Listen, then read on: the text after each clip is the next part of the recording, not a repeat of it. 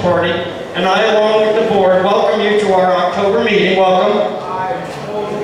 We have a lot to do tonight, and we started a bit early so that people could meet candidates running for office. We've got a lot of good candidates out there, and we've got a lot of stuff going on tonight. So thank you for coming. It's a new venue. I want to thank the owner. Joe, are you around here somewhere? Where's Joe?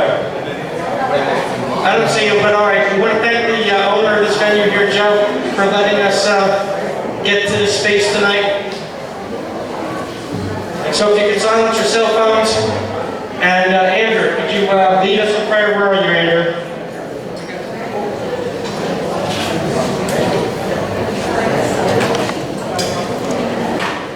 If everyone could stand up, please remove your hats.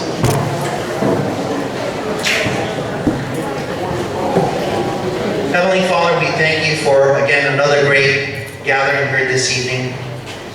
As people go through two things, fear and lack of hope, we turn our hope to you.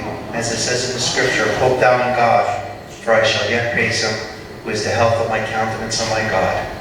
When we are afraid, let us remember what is written. For God has not given us the spirit of fear, but of power and of love and of a sound mind. As we go through all these troubles, many of us are dealing with health issues, including one of our dear members, Joseph Sewinar.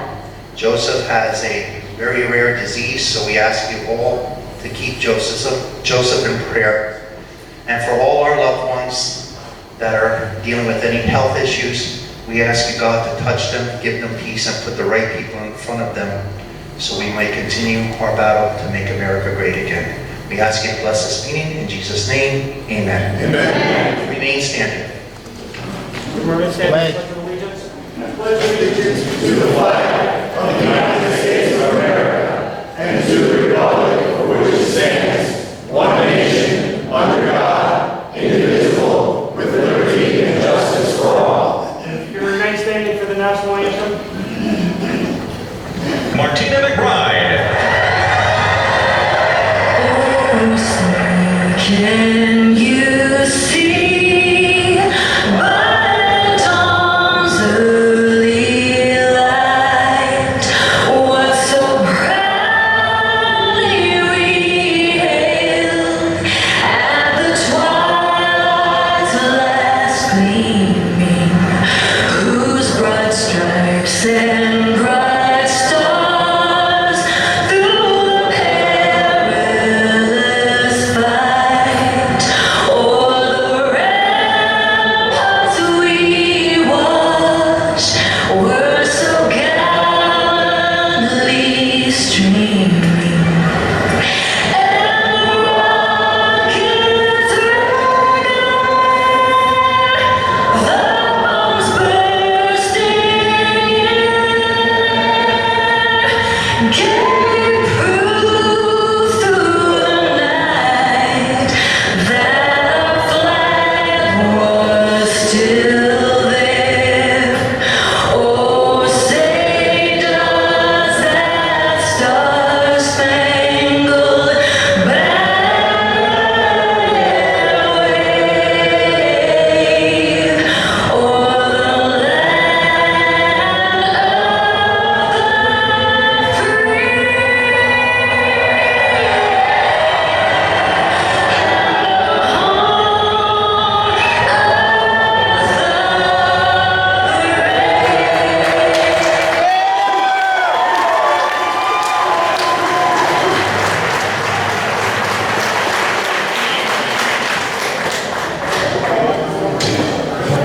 Down here, but later.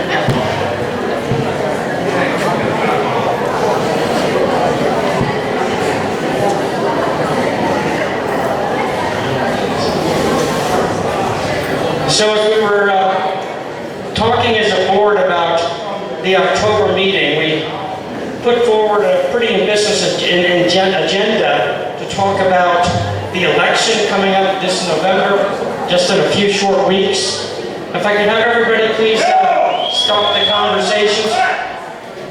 So we talked about everything that's going on, and we said, well, we got the elections coming up, we've got this tyrants in our governor's mansions and in Washington passing vaccine mandates and masking mandates and this stuff.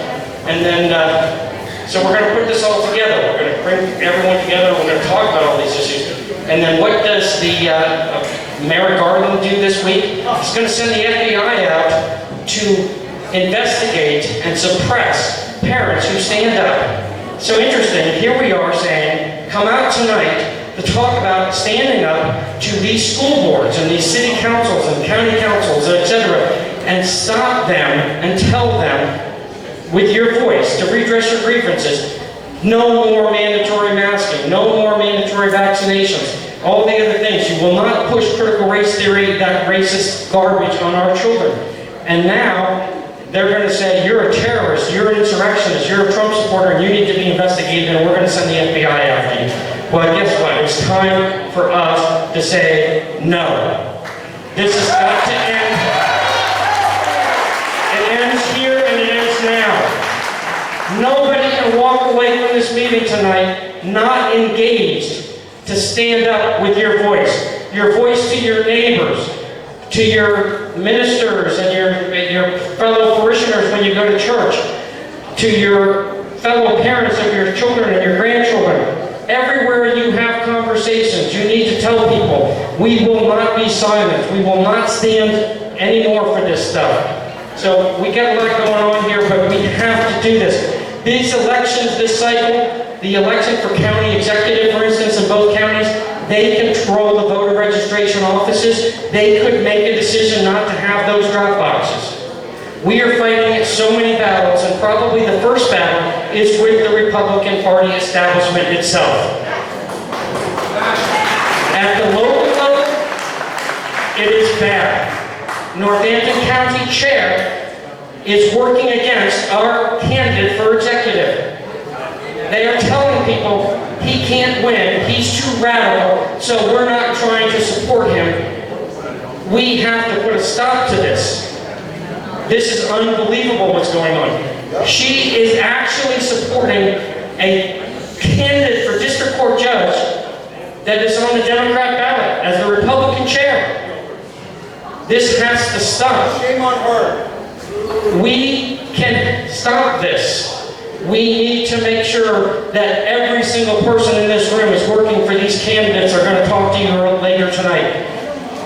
On election day and before election day. And then when we get into next year, we're going to talk to you about how you all have to join the Republican committee in next year so that we can change the leadership of these parties and stop this destruction of our nation.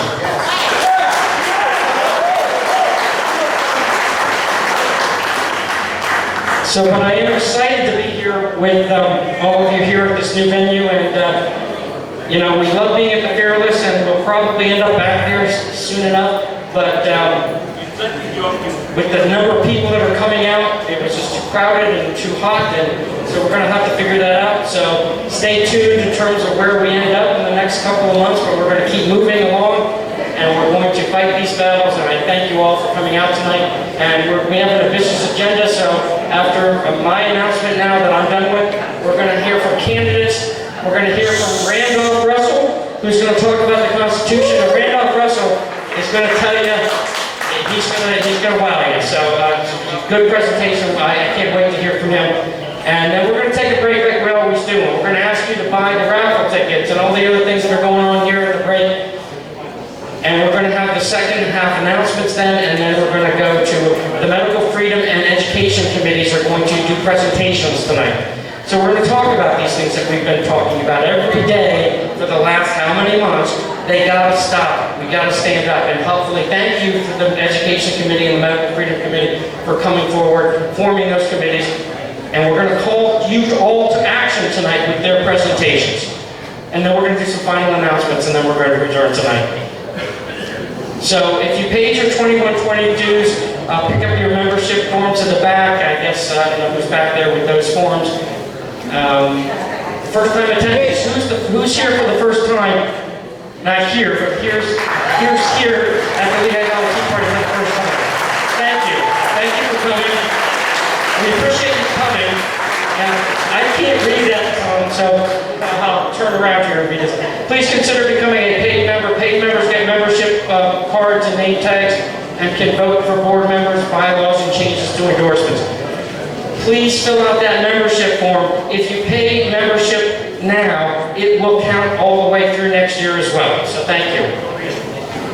We have a 50-50 raffle, which we'll draw at the end of the night. And Mo's over there, so when we take the break, go buy more raffle tickets. We have a gun raffle. We were at Relic Hunter at their Second Amendment rally on last Saturday, and we sold 100 tickets, and we drew that raffle, so we're starting another raffle. We sell 100 tickets, and we'll draw that raffle as well. So I can't read that well. So yes, we have meat drawing. Those tickets are where? With Andrew over here? Andrew.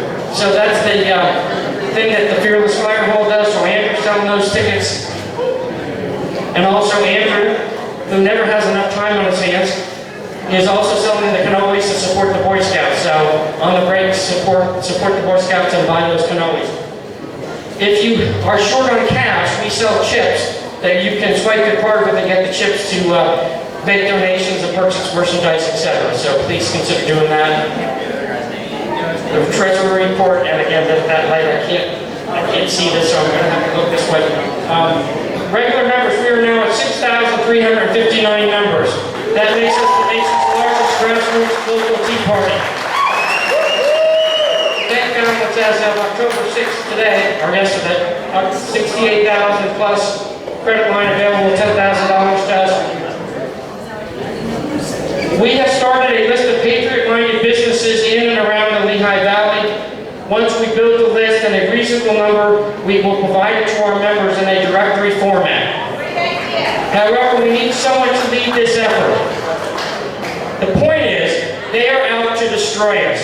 We all here have our businesses. We have, we're plumbers and doctors and lawyers and all sorts of things. We need to know who on our side has businesses that we can support. But we need someone to put this all together and coordinate it. So Melissa Gallagher's over here. And if you think you own a business and you want to help us coordinate this effort so that we can support each other, they're coming after us. They're going to continue to try to shut down our businesses. They're going to continue to stop us from getting medical care if we don't follow with their mandatory vaccinations. We need to find out who's on our side. What doctors can we go to? What businesses can we go to? And support each other. That will help us do that, and that's something that we should do.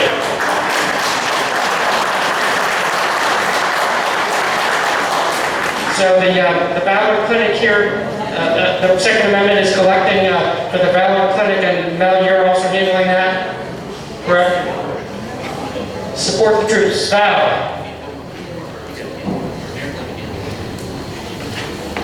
Good evening. Whoa, that light is bright. Yeah. So, You stay on that corner. okay, I follow instructions, okay. That's what we do, we support our troops, and we thank our military, and Blair and I are very, very patriotic. We recently were out west, and we experienced the patriotism out there. We came home and I had a class reunion in New York, and you know how New York votes differently than we do, but it's an anomaly. We even met a Jewish lawyer who votes Republican and is a Trump supporter. So there, like Andrew said before, there is hope. And we really, really have to hope. There's young people that support Blair and I, and for those that don't know what we do, is for 12 years we've been sending free care packages to our military. So if you have someone serving, let us know. Just give us their address. We have white letters in the back, letters of support. We have more information about us. And each box costs $20.40 to ship. And we have a young lady, she's 14 years old. She's been making patriotic bracelets and paracords and keychains. So if you're interested, they're in the back. She'll make one for breast cancer. She has a whole bunch of different things supporting the police, because we support our military veterans and our own. So we thank you very much. And when we often hear from them, we'd like to share this little note, because this is what keeps us going. And that's for all of you that have helped us. Thank you so much for the care package. Our airmen here really appreciate not only the items themselves, but knowing the people back home are thinking of us and praying for our safety. God bless you, Captain Seagraves. So I thank all of you who are contributing to us all the years, and God bless you, all our veterans, our military, and America.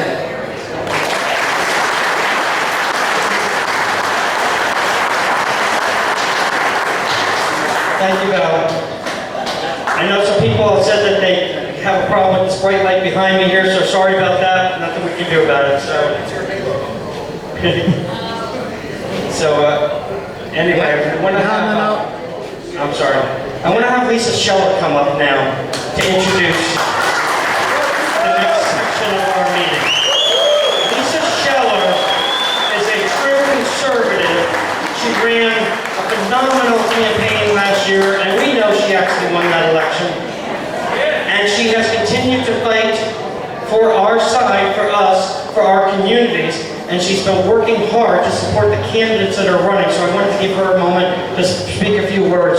I can tell you, in 2020, when I made the public announcement that I endorsed Lisa, I was very proud to do that. I am 100 times more proud of Lisa than I was 2 years ago, because she has just stepped up even more tremendously than I ever thought she would. So I just thank Lisa for being the fighter that she is for our district, and I want to introduce her now, come up and talk about the candidates running for this election cycle.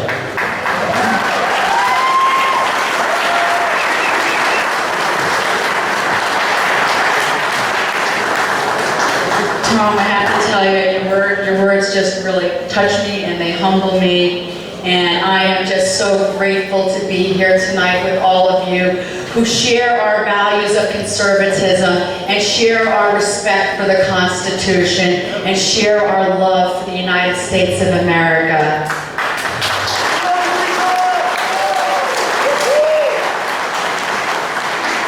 And I want to give a quick shout out to Valerie, who was just talking about a Jewish lawyer. Well, let me tell you, I'm a Republican, and I'm a patriot, and I'm Jewish too.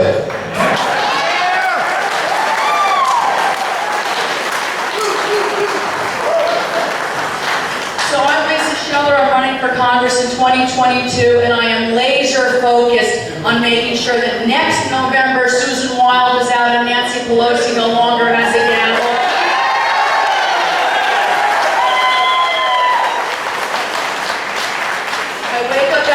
With gratitude, feeling I've been blessed by God, and I ask, what is it that I can do to move that needle one step closer to making sure that that happens next year? And what that means right now is what is most important, because in 25 days, we are going to be going to the polls to elect our municipal candidates and our county candidates and our statewide judges that you're going to hear from tonight. And every moment of every day, I am working to help make sure that we wind up with a Republican county executive in Lehigh County and Northampton County, that we get our Republican commissioners elected in Lehigh County and in Northampton County, that we get our county council members, that we get our school board members who are going to fight for us to make sure that CRT is not taught in our schools.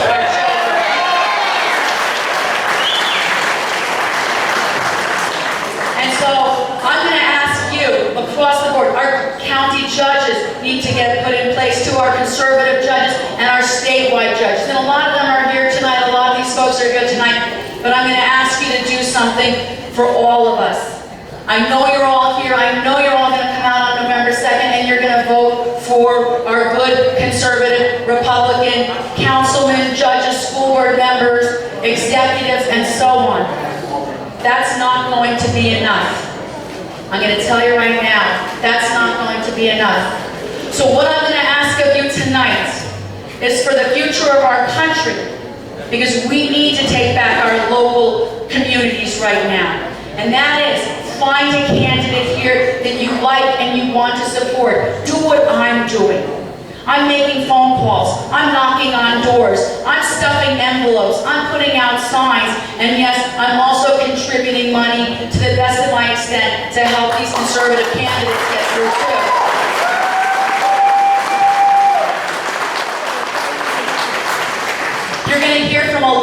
great folks tonight who love our country, who love our community. Come on, look around. This is really God's country here, you know? And we've got to make sure that we protect and preserve our life, liberty, and the pursuit of happiness.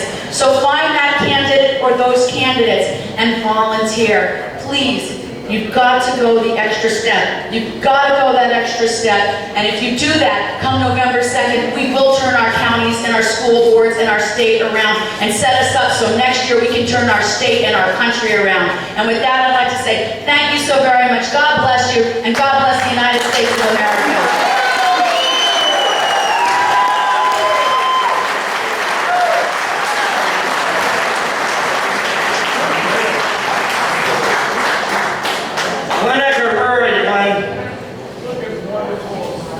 Where are you going? Come on up here. You know, I've known Glenn for about 15 years.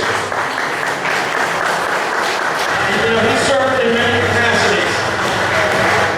But when he was controller, he saved the taxpayers' money, he was a watchdog, and he knows how the government works, and I can't be more excited that he stepped up to run for executive. So welcome tonight, Glenn. Thank you so much, Tom.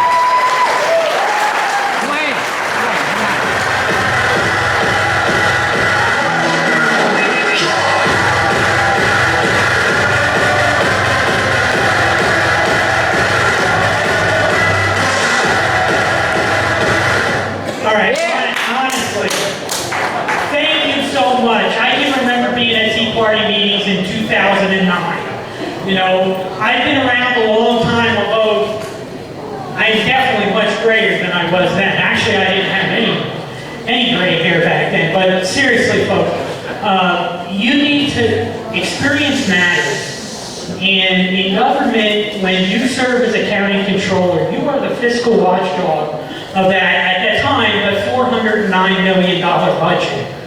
You not only have eyes on the executive branch, but you have eyes on every single part of county government. There is nobody in Lehigh County, as far as an elected official, that has as much experience or as much knowledge of how the county works. And I plan on using my knowledge that I have learned over the last 14 years, 6 years as county commissioner, and 8 years as county controller to fix issues that are going on right now. One is, I just had a debate the other day, actually two. Now I've been in a debate with my opponent for an hour and a half, and my opponent has yet to find one thing in a 22-year career that he can criticize me about how I managed or how I operated as an elected official. It's amazing. I never thought in my wildest dreams in 22 years that I was so perfect. But, you know what, when it comes to my personal life, and I've chosen not to be immunized, now I'm a problem. And clearly the media wants to make that the new thing in county government. Hey, we don't care, the guy doesn't know what the hell he's doing, but the other guy's not immunized, so we can't elect him. Can you believe this? How much nonsense is this? Well, this election cycle, as Lisa said, Honorable Lisa Scheller, said, the county executive will have control of the election board. Lehigh County has not had control of the election board because we have not had a county executive in 16 years. It's time for a change. And the results of the 2020 election will show you that they may not have cheated, but they have no proof to prove that they didn't cheat. Because there's a lost video that never happened, and they're covered because they never turned the video on. So they don't know if drop boxes at Lehigh County Government Center were harvested. But I can tell you, I will make sure the video is turned on if we even have drop boxes. Yes, as the Lehigh County executive, I can end drop boxes in 2026. I will end drop boxes in 2023, 2024, and 2025. So for that you have to go and vote or send it in by mail. Well, however you want to do it, the Lehigh County executive can have control of making sure that drop boxes do not exist. Thank you so much for coming tonight. Please take yard signs and get them in yards. Don't waste them on public property because they just will be stolen. So make sure you put them in yards and get all your friends to put them in yards. Thank you.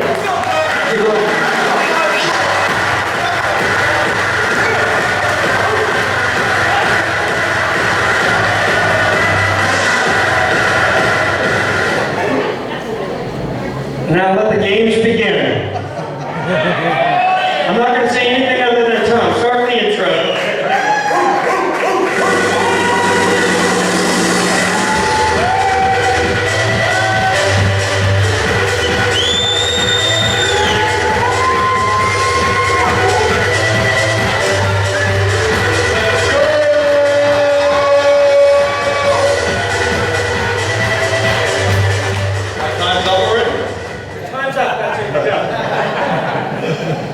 How is everybody? Look at all these Patriots. Wow, look at that. So who's ready to win in 2021 in less than a month from now? I gotta tell you, I am so fired up to be here. I'm so fired up for this election. And what a great evening. What a great country we live in. And this is going to be something special over these next few weeks. The Democrats. Let's talk about the Democrats, or should I say the communists? Because that's what they are. Right. Well, we don't like their policies. They're trying to destroy this country. And I'm not going to allow that to happen in Northampton County. I can tell you that right now.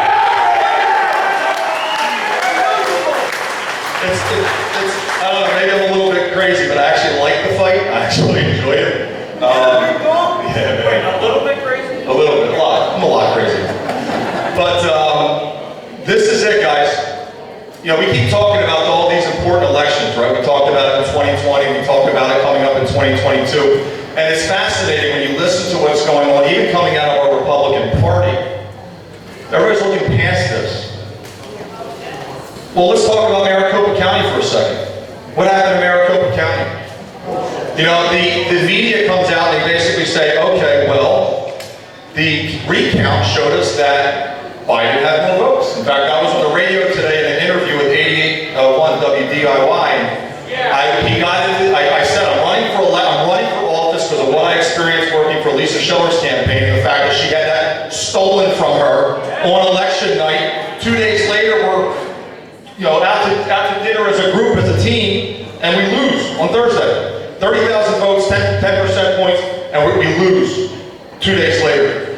And that was what started me in this. And then this guy goes to say, he's like, well, we haven't really seen fraud and blah, blah, blah, blah, blah. And I said, hold on, it gets better. And then I specifically say, I'm sitting here, I'm like, please, God, please have him go through the fake numbers of the recount. And that's exactly what he did. He towed the mainstream media line and said, well, there was more votes for Biden. I think it's a little bit dangerous with the rhetoric. And I said, wait a minute, that's not the case. Maricopa County showed 55,000 votes that they were completely questionable, 272,000 votes by cyber ninjas that could not figure out what was going on with the mail-in process, and the margin of victory was 10,000 votes for Biden. That election should be certified immediately, and it should be going back to the drawing board. In Northampton County, on day one of my administration, we are going to forensically audit the election office. This will never happen again. Paper ballots are coming back into Northampton County, and these machines that we waste money on are full. They're full. This election's huge. This election's huge. We have a Republican slate that needs to definitely get in. So what I'm asking for is this tonight. You know, Lisa talked about it, Glenn talked about it. We need people, we need finances, we need all these things to get the ball rolling here. My time is up. So listen, get out there, support your people, support these candidates, support the Republican ticket, because if we don't do that, it's over. It's over. We're going to lose this. but we're not. Stay strong, keep fighting.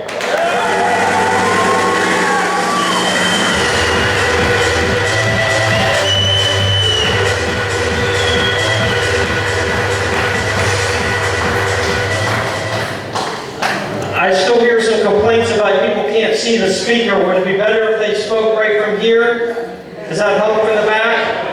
Okay, well, we'll have to figure it out. I apologize, it's the first time we've been here.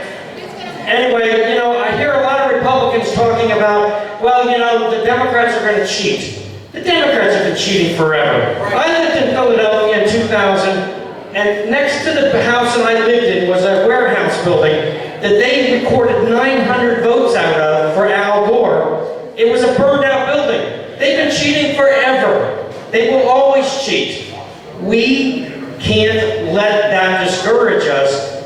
We are trying to fight that battle, but in the meantime, they can't out-cheat our numbers. I mean, these off-year elections, and they shouldn't be called off-year elections, we turn out in the same kind of numbers that we turn out in presidential, and the Democrats will not win. That's why you need to support these candidates and show up on election day. Get all of your friends and family to do it as well. So Trump's yelling at me now. Jackie Rivera, where are you? Come on up.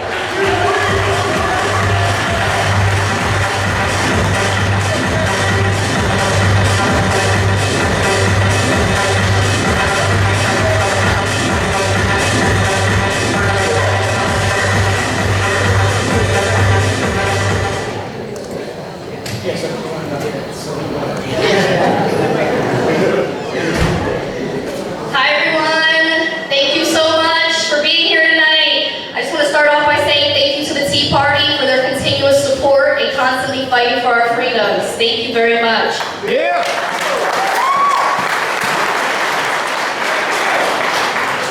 My name is Jackie Rivera and I'm running for Lehigh County Commissioner in District 3. District 3 is West Bethlehem, East and South Allentown, Fountain Hill, Hanover Township, and Catasauqua. So if you know anyone in those areas, please let them know about me. This is an uphill battle race. A Republican hasn't won this seat in over 20 years, and it's an open seat. I'm working very hard, knocking on so many doors. I've reached out to almost 3,000 voters already, and the feedback is amazing out there from all parties who are looking for change. My opponent, I've never heard of him before this year, but I do see that he's going to be a puppet for the agenda. He wants to defund the DA's office. He is pandering to the Hispanic community that he can bring money in to get Puerto Rican flights. But I don't see, the commissioners cannot influence direct flights to Puerto Rico. So I see that he's pandering just to get the votes, and it's imperative. Who we elect right now is so important in our county government so that the government does not take over our lives. Some of the issues that are important to me as well is mental health, because the more that I speak to people, that's a main issue that's very concerning because of what we sacrificed during the pandemic. The rates went up in mental health, and that's not discussed that much in our community, and I want to work closely with the community so that they're educated to the resources that are available to them. So I just want to conclude with a call to action. If you are able at all to help me across the finish line, we have 26 days left in this election. I need people that can knock on doors, make phone calls, send text messages, or work the polls on election day. That's going to be very imperative for Republicans up and down the ballot to win this and take over our county government. Thank you so much. God bless you all and have a great night.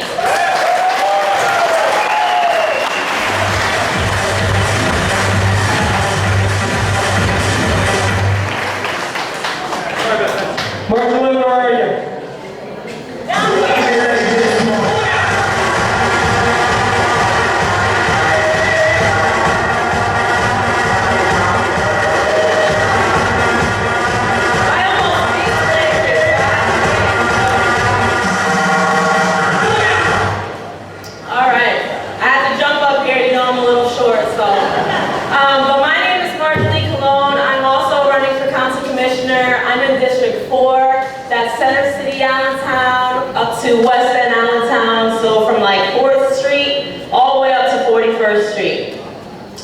I can't believe that we're so close to the election already. I feel like I can blink and it was just February.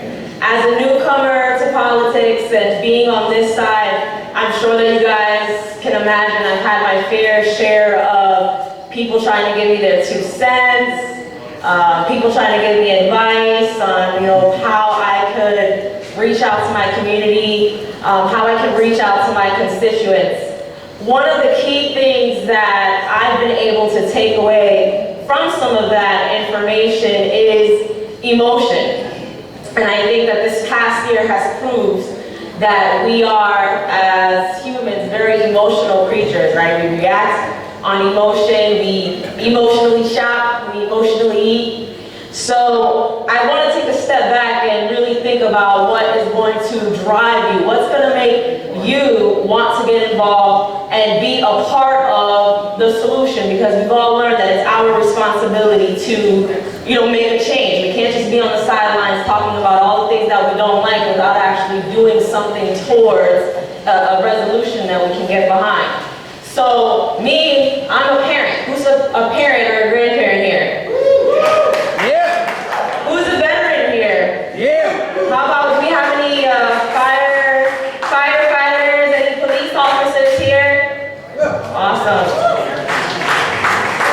If you are a health worker, in any of these titles that I mentioned, and you're not pissed off at what's going on, then you're not in the same wavelength of what I'm trying to accomplish. If you are not angry, if you are not in fear of what is going to happen to our children, your grandchildren, the future that is being left and created for them, then I don't know what to tell you. This is the time where we need to get out of the sidelines. If you're wondering what you can do, we're telling you what you can do. You can volunteer, you can vote, you grab a neighbor, you talk to people at church. It's not taboo. Who cares about if it's politically correct? You see someone at a grocery store, they have a hat on, you ask them a question. This is our time for us to get each other involved and hold each other accountable.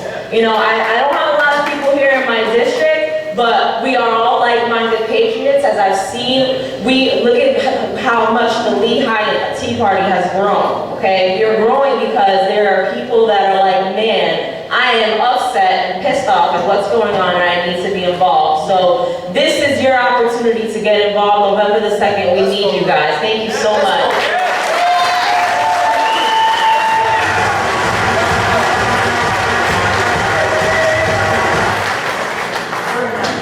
Nicole Romanishin and Anna Marie Robertone have been working very hard in Northampton County, but unfortunately they were committed to other events and they weren't able to make it here tonight.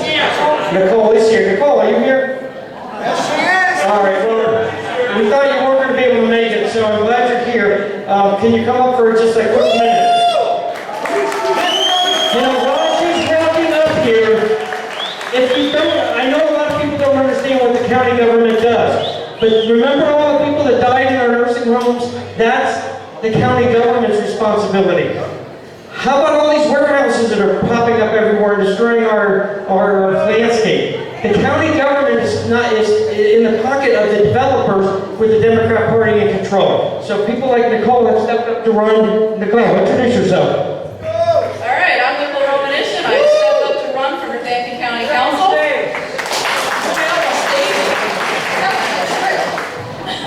I'm sure. And then we're going to laugh at you.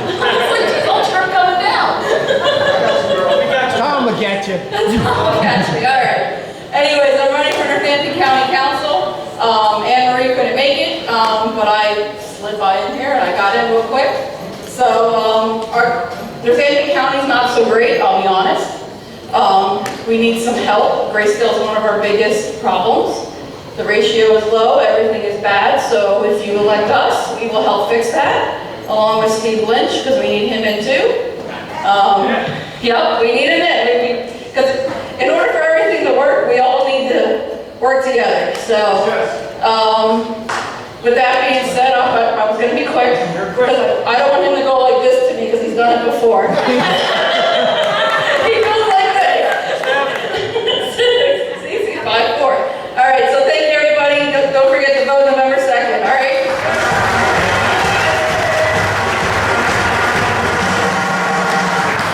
The North Hampton County Republican Committee Chair is trying to manage the decline of the county by promoting a campaign that will allow the incumbent executive to win by simply saying all we need is a majority on the council and we'll keep control of Lamont McClure. Lamont McClure is an evil man supported by the unions, and we cannot allow, hopefully, the majority of the Republicans to stop him. We need to all work to get all these people elected, because otherwise these Democrats will double down, and by the time we get to the 22 election cycle, you won't even recognize it in your communities. All right, let's go. I know, Tom, I know. Tim Ramos, real quick.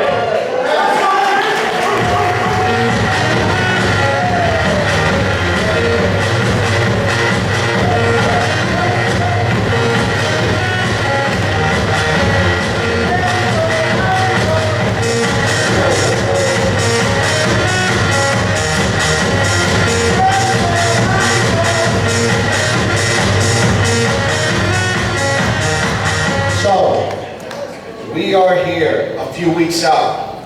You see all these great candidates coming up here. All of us are talking about the fight that's ahead of us. All of us are talking about the fight that's on our country and our communities. My opponent went on a Spanish radio station as he tried to pander to the Latino community, and he committed to mandating vaccines, mandating things and rules against our community. Now, I believe it's your decision to watch over your health. I believe it's your decision to do what's in the best interest of you and your family. He believes in telling you what to do and treating all of us like we're children. I don't agree with that. So we had a debate the other day, and with the Muhlenberg College students, organized by the Democrat and Republican college chair, and it was very well attended. About 100, just over 100 students showed up. And we're going back and forth in the debate, and he keeps talking about how he knows Allentown and his experience. Tim doesn't have the experience. You know, I went to college, I worked for a major corporation, and then he starts talking about the city I was raised in.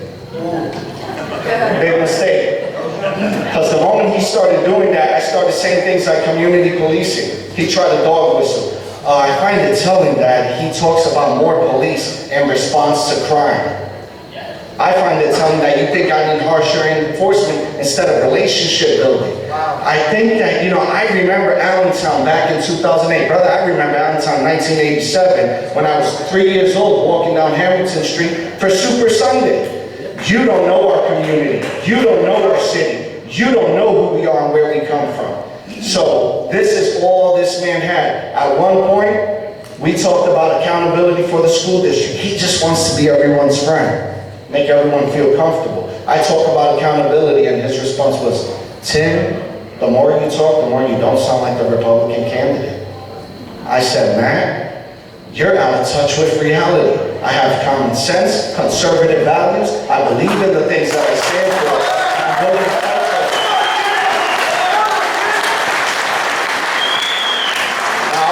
How many people of faith do we have here? Right? How many Allentonians do we have in the room?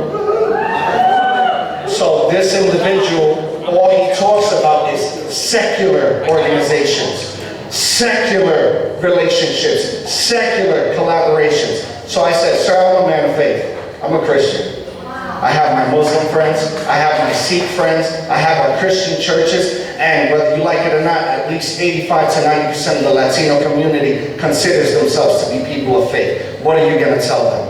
No, that's not what I'm saying. You're misunderstanding. Oh, I hear you quite well. I know what the word secular means.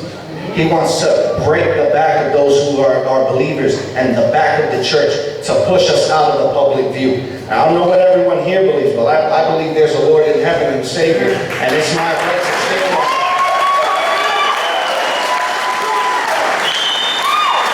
So when all of us talk about the gospel, I'm okay standing on that hill. When we talk about people who are not believers and they differ with my opinion, I'm okay with that. But they say we're the haters. How many? Do you hate non-believers? No, we love them. I have no issues. I've never had that issue. Put God back in our country. There you go. So these are the things we're fighting. These are the people we're fighting. They want to change and radically transform our communities, and we need to fight them and be a voice where there's no, to the voiceless. We need to be a present and ready people to stand up and defend our rights again. And I'll end with this. I was door knocking, visiting businesses, and a friend of mine, or family members, go to a church down on 10th Street. It's called Rivers of Life, Cyber Church. I stopped in on my way home just to hear the pastor preach. I knew him from when I was a kid. Good word. He didn't know I was coming. Pastor J. Maldonado. I go and I sit in the back, and he's talking. You know, church, I failed you. I feel like I failed you. He said, I've been here preparing ministers, preparing evangelists, preparing missionaries to go out into the field. I needed to be preparing missionaries to get into the public eye, to go run for political position, to represent the people who are called by God, and to give us a voice again. Yep. That's the service I walk in. November 2nd, every one of us need your help. Talk to every single one of our campaigns. You got Steve, you got Jackie, Marjorie, you got Tom, all of us. You got our judge candidates in the back, Glenn. We need help, and we need to come together, and we need to do door knocking campaigns, and we need to radically shake the cities of Allentown, Bethlehem, and Easton, and begin to have a voice again.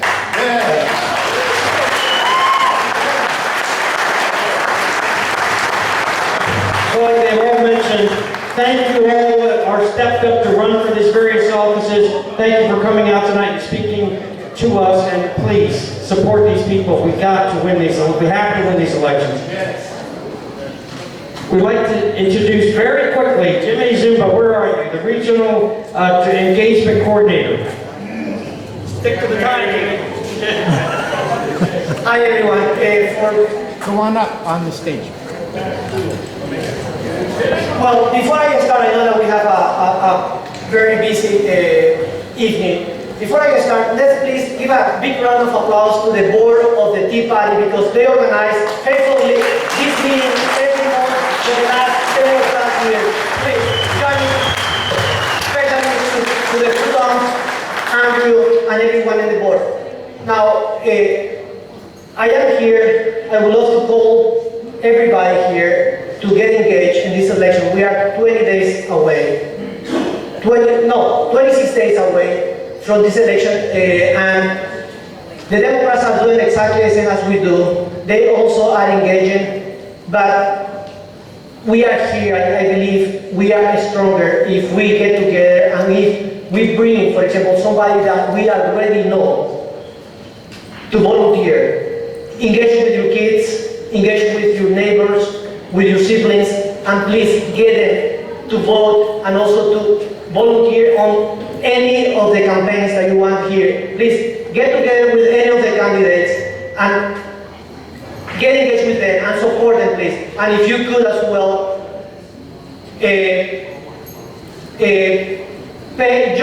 join the Tea Party and be a paid member as well, because they are doing a great job to put great candidates here in front of everybody so we can hear from them directly. Once again, I don't want to take more of your time, but please get engaged with me. My information is here. That's my personal phone number. Text me, call me. Also, guys, that's my email. Please send me an email. If you are not able to get engaged with any of the candidates, I will be able to make the connections depending on the area that you live. I know that we are here people from many areas in the region, so I will be able to connect you if you want to volunteer close by as well for your home. Please copy my information, take a picture, and then we can communicate later on. Thank you. Everybody clap your hands. Come on, y'all.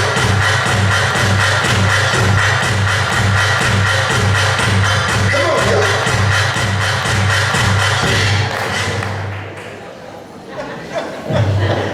So I like to text Jimmy at 2 o'clock in the morning, so he doesn't mind, so that's good.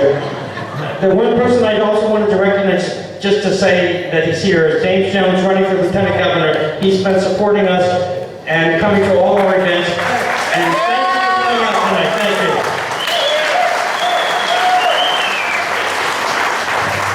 Now, our featured speaker tonight has come a long way here to do this presentation, and he gave me a little sheet there that I was supposed to read, I'm going to read this because I can't read that with this lighting here. So Randolph Russell is the author of American History in No Time, a quick and easy way to learn the basics. In just a few hours, nothing else can give someone a solid foundation in such a short time. The book has been used for a number of colleges, but is easy for anyone to understand, and is a great way for parents and grandparents to make sure that their families know the fundamentals. So why don't we call up Randolph Russell, and he can give his introduction himself, and I know he wanted me to say different words, but he's going to have to...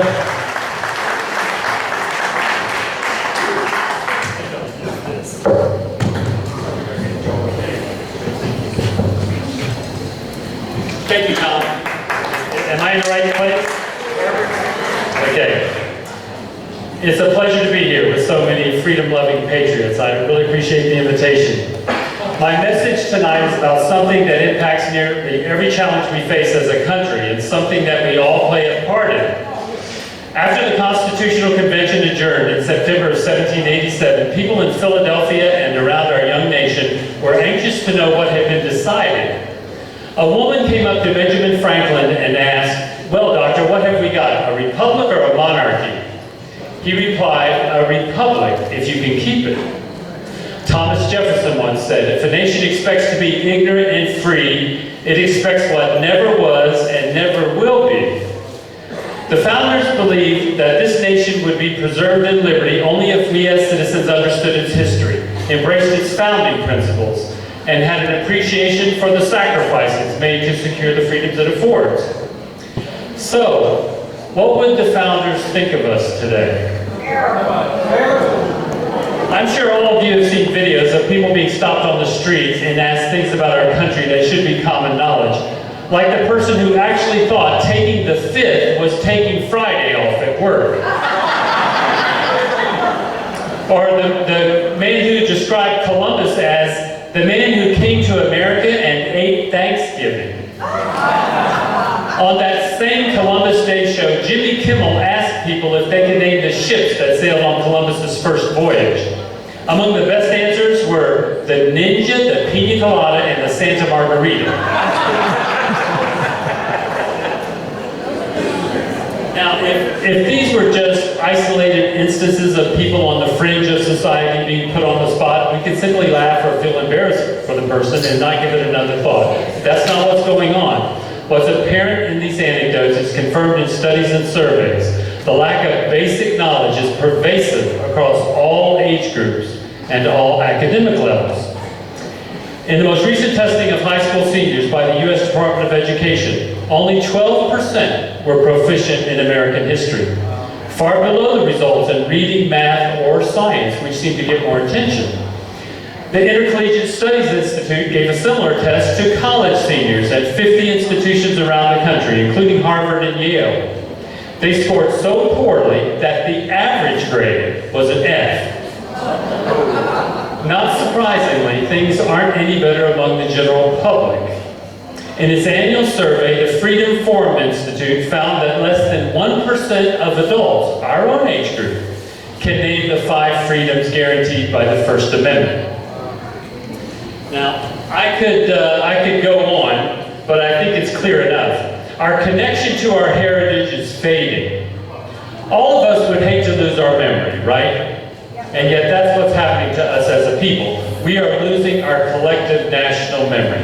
Clearly, we are not keeping faith with the high standards the founders envisioned for us. Now, here are a few reasons why we need to fix this problem, as a nation and as individuals. First, it's part of our identity as Americans to know certain things about our country. We don't all need to be historians, but there's a general body of information, call it the basics or the essentials, that everyone should learn and never forget. It should be taught and rehearsed in our homes and our schools, so that every citizen at least knows the fundamentals, and it becomes a part of who we are, individually and collectively. Second, the problem is not just a matter of complacency. There are people who try to fill the void of ignorance with a distorted picture of this country and its founding. Some years ago, I had a conversation with such a person, a prominent tenured professor of American history at Boise State University in Idaho. He told me I was politically biased because I quoted from the Declaration of Independence and the Constitution, both of which, in his words, quote, are irrelevant today. And that was before CRT and the 1619 Project started to gain traction. Now for the third reason. If we had a different form of government, maybe it wouldn't matter so much. But in this country, we govern ourselves. Every 2 years, we elect people to safeguard our liberties and maintain what President Lincoln called a government of, by, and for the people. But here's the problem. According to a national survey, 2/3 of recent college graduates don't even know that congressional terms are 2 years in the House and 6 years in the Senate. Responding to those findings, New York Times columnist Frank Bruni wrote, quote, "You can't tell me that the quality of the men and women we send to Washington isn't affected by such profound and widespread ignorance about what they do there and how the system works." End quote.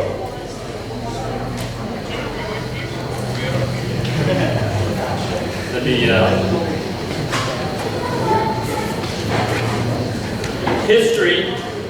History can and should inform our decisions when we head to the polls. Knowing where we came from helps us evaluate the current direction of the country and measure how well our elected and appointed officials are doing. Patrick Henry said, "I know of no way of judging the future but by the past."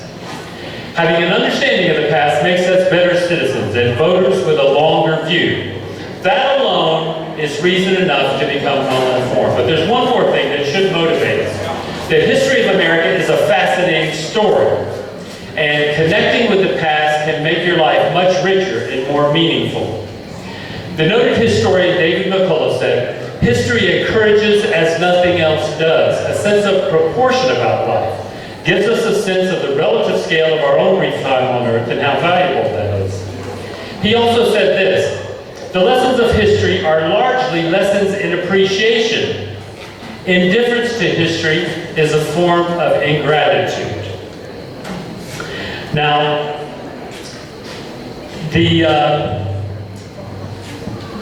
hold on one second.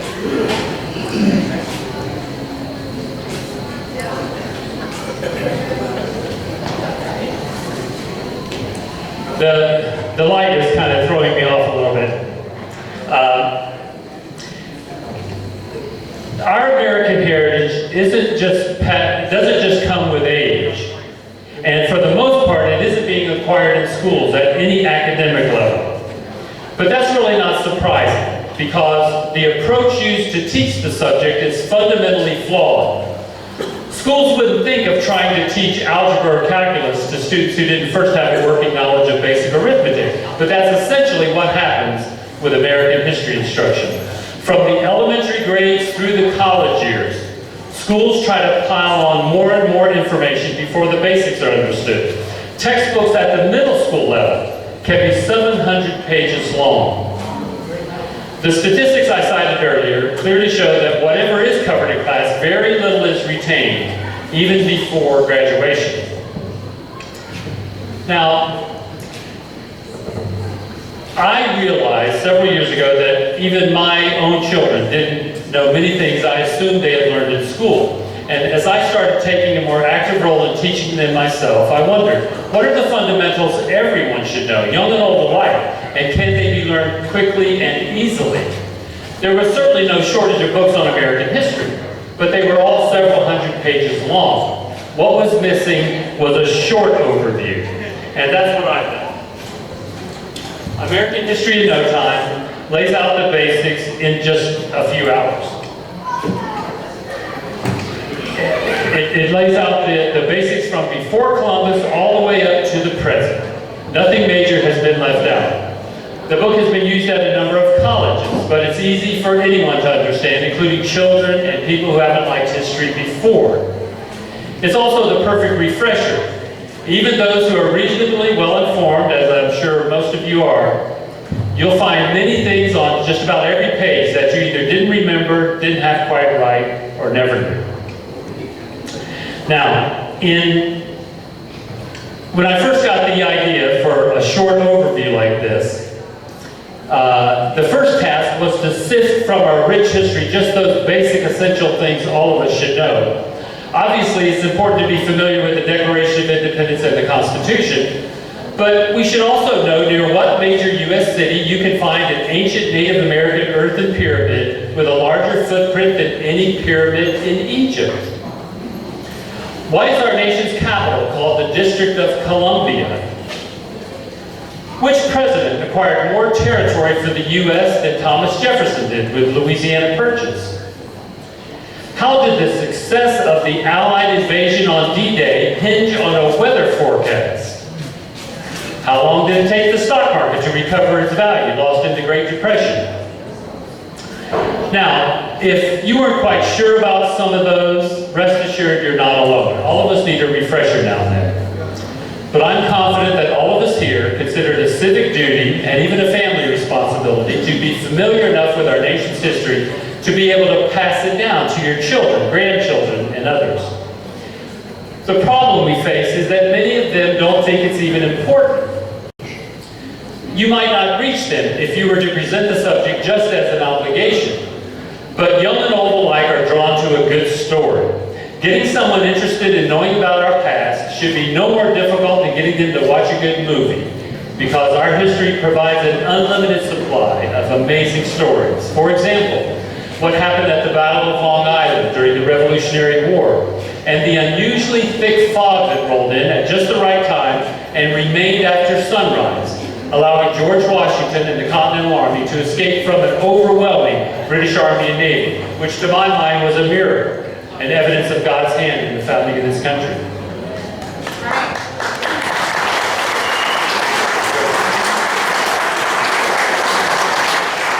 Samuel V. Morse, a successful portrait painter, over 40 years old when he saw an unfilled need, wasn't afraid to take a giant leap of faith and do something entirely different with his life by bringing the telegraph to America and much of the world. Women who persisted until they finally achieved universal voting rights 144 years after we declared independence. Or the United States boldly aiming for the moon before we had even put an astronaut into orbit, to name just a few. But the ultimate goal is not just to know the stories, as important as that is, but to also grasp the principles behind those stories. It's important to know that the Declaration of Independence announced the birth of our nation, but it's more important to really understand what it says, that all men are created equal, that they are endowed by their Creator with certain unalienable rights, that among these are life, liberty, and the pursuit of happiness. It's good to know how the government works, but it's better to understand why the founders were wary of centralized power and devised a system that would limit it. They knew human nature and knew there would always be some people in authority who would want to restrict the freedoms of others unnecessarily. The founders also knew that most people are basically good and exercise sound judgment, which is why they instituted a radical concept, entrusting you and me with the ultimate control of the government. It's good to know about the wars this nation has fought, but it's better to understand that freedom is worth fighting for, and even dying for, to preserve. Every citizen should feel a deep sense of gratitude.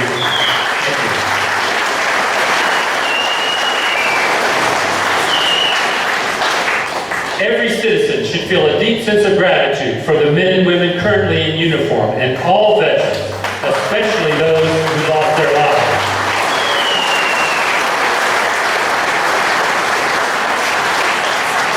Nearly 1 million now, since the founding, have given their lives. In nearly all cases, they were young. They gave up their own chance for a long life so you and I could live to be old and free. It's not enough to know that in less than 200 years, the United States became the wealthiest and most powerful nation in the world. We should also see that capitalism, self-reliance, the Constitution and the rule of law, ingenuity, sacrifice, hard work, and divine providence brought it about. And realize that when people are free, anything is possible. These principles and others found in our history can guide our personal lives and steer our country to an even brighter future. That's why this is so important. Knowing the history of America helps us understand those guiding principles.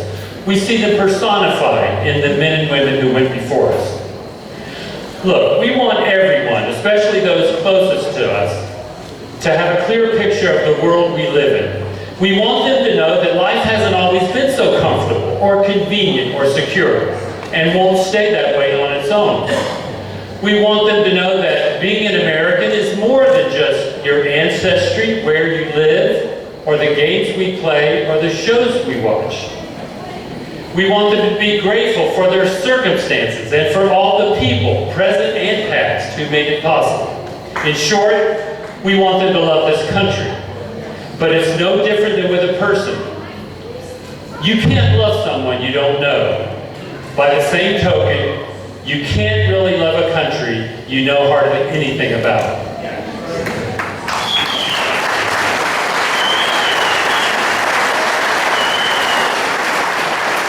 Now, I'll close with this thought. Previous generations have passed down to us inspired founding documents and a brilliant government structure, a large and productive economy, a beautiful land with natural resources in abundance and rich in variety, and a society with freedoms and a way of life that are the envy of many in the world. But there is evidence all around us that we are losing our connection to that heritage and our sense of patriotism. People who won't stand for the national anthem or the flag, who can't answer simple questions about our country, who on their own deface and rip down historical monuments, people who try to silence opinions they don't like, and fail to recognize the greatness of our founders because they weren't perfect. Now, we need not wait for schools, the media, the government, or anyone else to give us that connection to the past. We can learn the basics of our nation's history, what it really means to be an American, on our own. And by so doing, we will help preserve what George Washington said was the brightest morn that ever dawned upon any country. And we will show our gratitude for the remarkable legacy we've inherited as citizens of the United States of America. Thank you.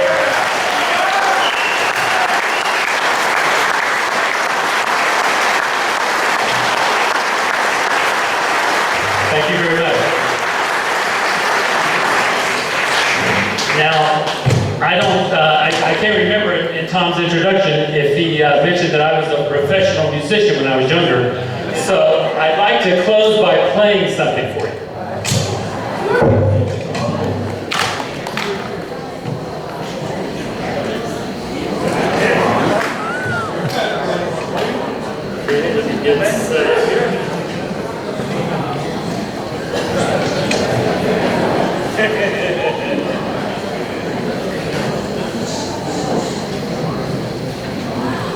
I started doing this after I'd already given a number of speeches, and people seemed to like it, so I've been doing it ever since. If I get this out of here.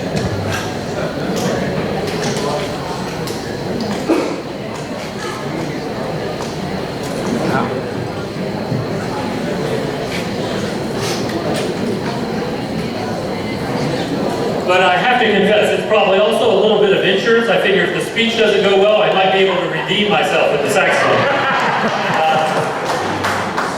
I also play the flute, and it would probably make more sense to bring the flute because all you have to do is put the joints together and go.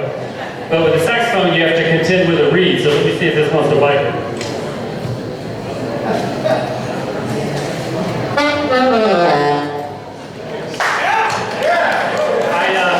I warmed up that way before a speech in Florida, and they all applauded. I was so surprised. But this is what I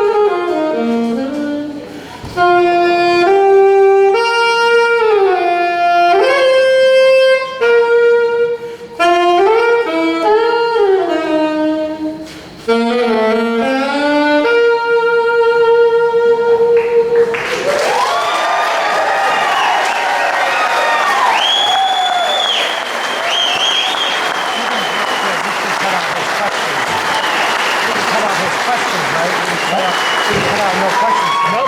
No, we didn't plan on questions.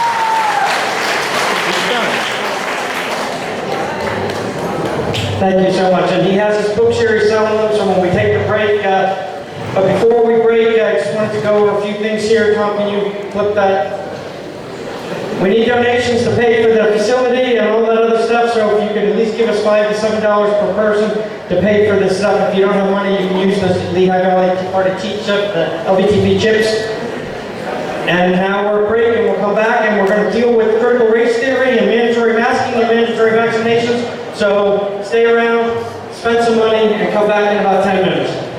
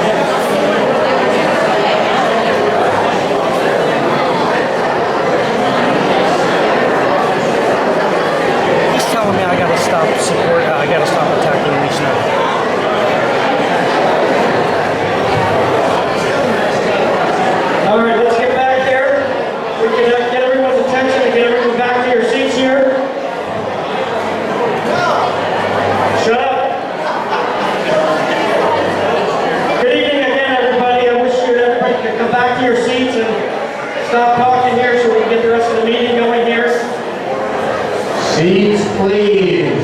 Everyone, quiet, please. Andrew, where are you?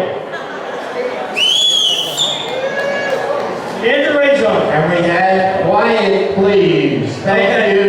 We're going to introduce Andrew right now. Give him the clicker.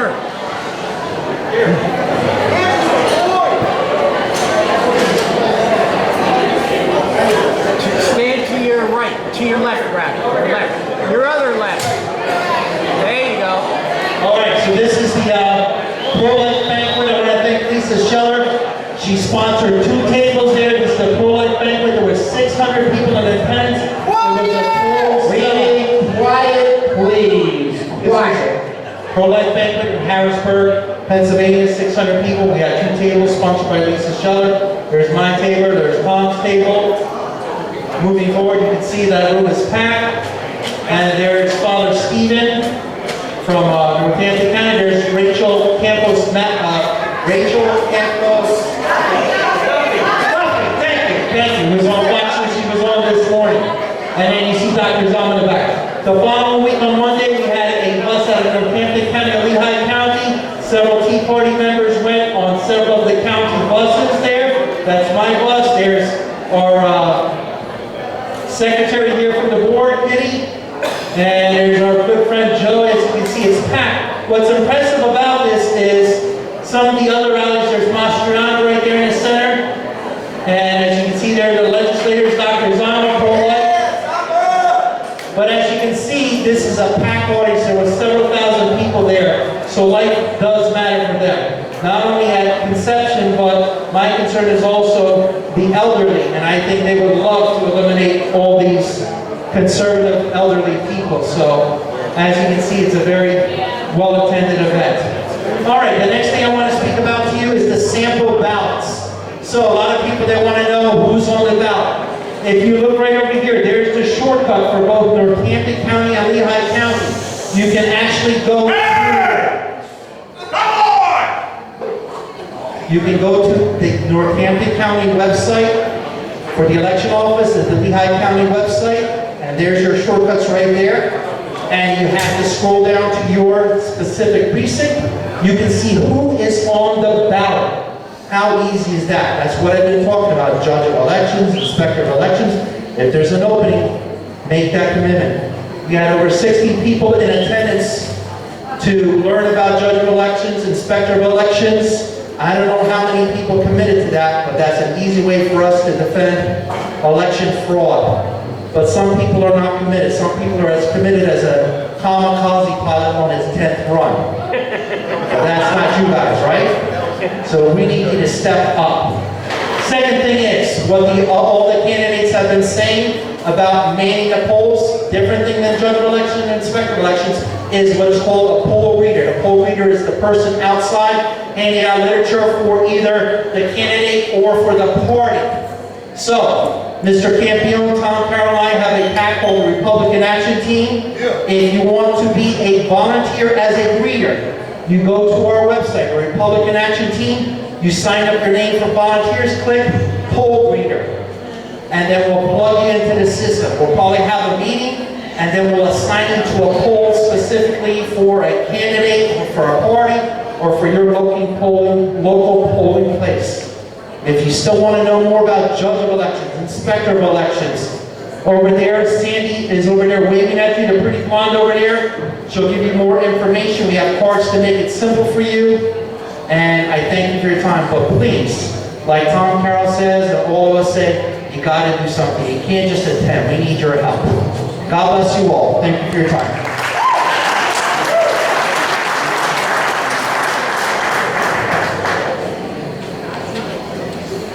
Very good. Okay, what is this, Thomas? This is George, okay. George McSanders is a board member here for us, and he wants to talk to you for about 2 minutes, I think we gave him. And George is always asking me for more time, and I'm like, no, Tom, no, George, you can't get more than 2 minutes. Here you go. Come on, George.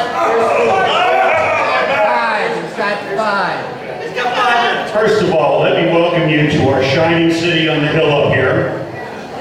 And my name's George with the media group of the Lehigh Tea Party. And I want to thank a couple of people that have been doing a lot of work for us. Laura Warmcastle, Heather Davis, Tim Fisk, and Wyatt Payton. But what we are, mypoliticalsource.com. This is a website where you can find powerful information in short spurts about a bunch of different things going on. This is what it looks like. As you see, we've got different topics there, political race issues, critical race theory, a big one obviously, COVID down below, January 6th. If you click on any of these, what you'll run into is you'll run into some articles that will really focus your argument with anybody that's sort of wishy-washy. The wild-eyed liberals, you're not going to get anything from them. How many people here are looking for something to do to make a difference? Can I see a show of hands? Okay, almost everybody. Pretty much everybody. What I'm going to ask you to do is I'm going to ask you, please go on this website, up at the top. Now here's some examples. There's videos in there on critical race theory.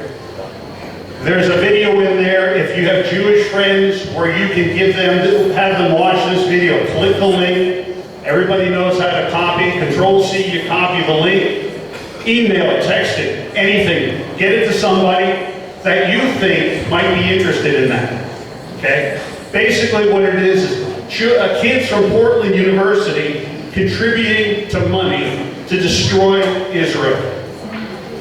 That is the result of critical race theory that started 10 years ago in Portland and Seattle.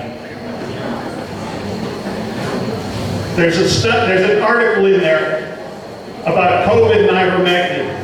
2 states in India. These are all different things, but 2 states in India. One state is doing the same thing that the United States is doing. They're putting all their eggs in one basket. Vaccinations. That state has 65% of all of the COVID cases in all of India. By the way, they banned ivermectin. Another state gives out ivermectin. They have 240 million people in that state in India. That state has an average of 5 to 20 new COVID cases a day. That's it. It gives you ammunition that you can use when you're talking to people. These are big issues. CRT, COVID. These are issues that most Democrats will probably agree with you on. Get this information to them, please. Control-C. You go back one here. Well, you know how to do it. Control-C, copy the link, send it to people. It takes 2 or 3 button clicks. If you can affect just one person, a child of yours that might not be exactly on the right track right now, just one person, a friend of yours that doesn't know anything about politics or care anything about politics, send it to them, say, what do you think about this article? And let it go from there. Open dialogues, open conversations. We've got a lot of people here. Let's get twice as many people on our side of these subjects by the time elections come up, and especially by the time the next group of elections are ready to come up. And I thank you all. I appreciate your attention. Please give me a hand. Give us all a hand. Thank you.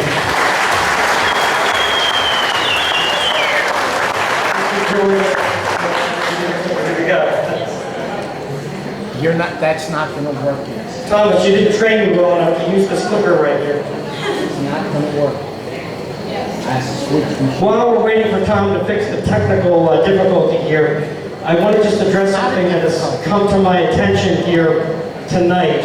The Tea Party is not a political party. We are not an arm of the Republican Party.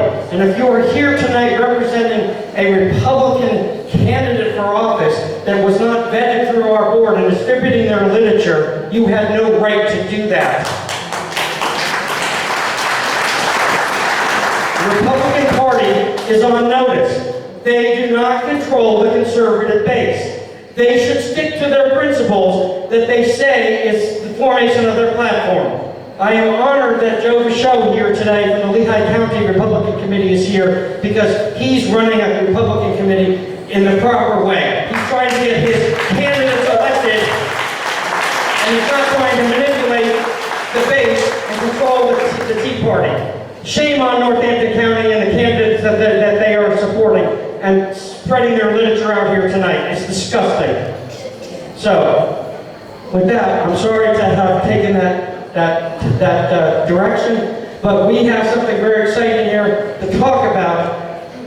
And we formed recently, in the last several months, actually at the beginning of this year, a Medical Freedom Committee. And what's going on here, fellas? You're clicking. Don't click. No. Just bring them up. Okay. Justin Graff, Dr. Justin Graff. He is the chairman of our Medical Freedom Committee. And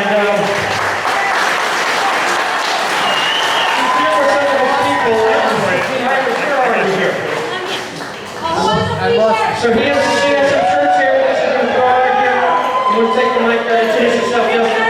Hey, how you doing? My name is Dr. Justin Groff, local chiropractor here in Lehigh Valley. Can you hear me now? All right. Tom, are you ready? No. Okay, wait, give some time. The video was queued. It's been lost. Okay, come on. So,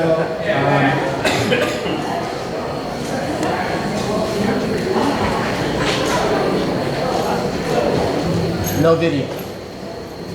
No video at all. Right. We're done. Okay.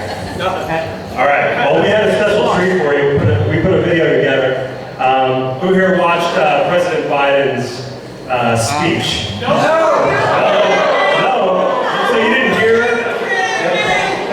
You didn't hear him tell us that it wasn't about freedom or personal choice? Did you hear that?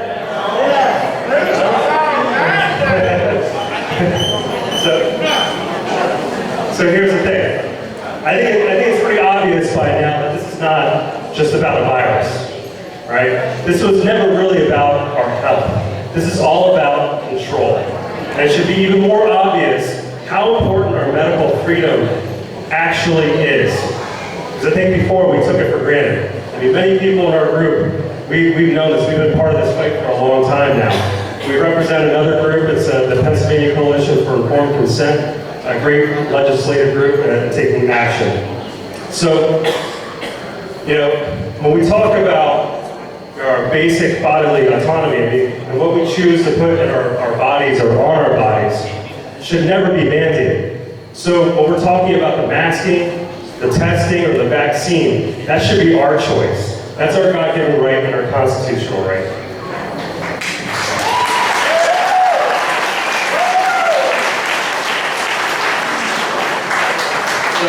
So I'm sure a lot of us in here have very strong beliefs and opinions. And I think everybody has their right to their opinion. But I think at the end of the day, we all need to become unified on the concept of personal choice, right? So the thing is, when we talk about the choices we make, that's based on the information that's given to us. So when we talk about the information, you know, the mainstream media, the CDC, the FDA, the NIH, our government officials, they're the ones that are providing the misinformation. And that's clear. We're going to talk about that a little bit tonight. We got a lot of information to cover. So the thing is... Video's ready. Oh, it's ready. Okay, here you go.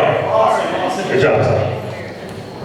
If we raise our vaccination rate with masking, expanded testing, and identify people who are infected, we can and we will turn the tide of COVID-19. Many of us are frustrated with the nearly 80 million Americans who are still not vaccinated. This is a pandemic of the unvaccinated. The unvaccinated overcrowd our hospitals, overrunning emergency rooms and intensive care units, leaving no room for someone with a heart attack or pancreatitis or cancer. This is not about freedom or personal choice. My message to unvaccinated Americans is this. You've been patient. but our patience is wearing thin, and your refusal has cost all of us. Boo. So if you didn't see anything, so no, Mr. President, our patience is running thin.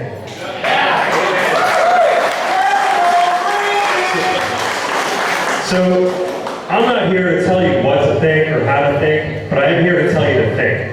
And again, we're not getting the information that we need to make proper choices, and I think that's what it really comes down to. And it comes down to this basic concept of informed consent, which nobody seems to be following. And it's so simple, right? The individual, the patient, needs to be informed of all of the risks and benefits associated with whatever medical procedure, test, vaccine, medication, whatever it is. They need to know what the risks are and then make an informed decision based on that. Simple, right? But again, we're being fed lies.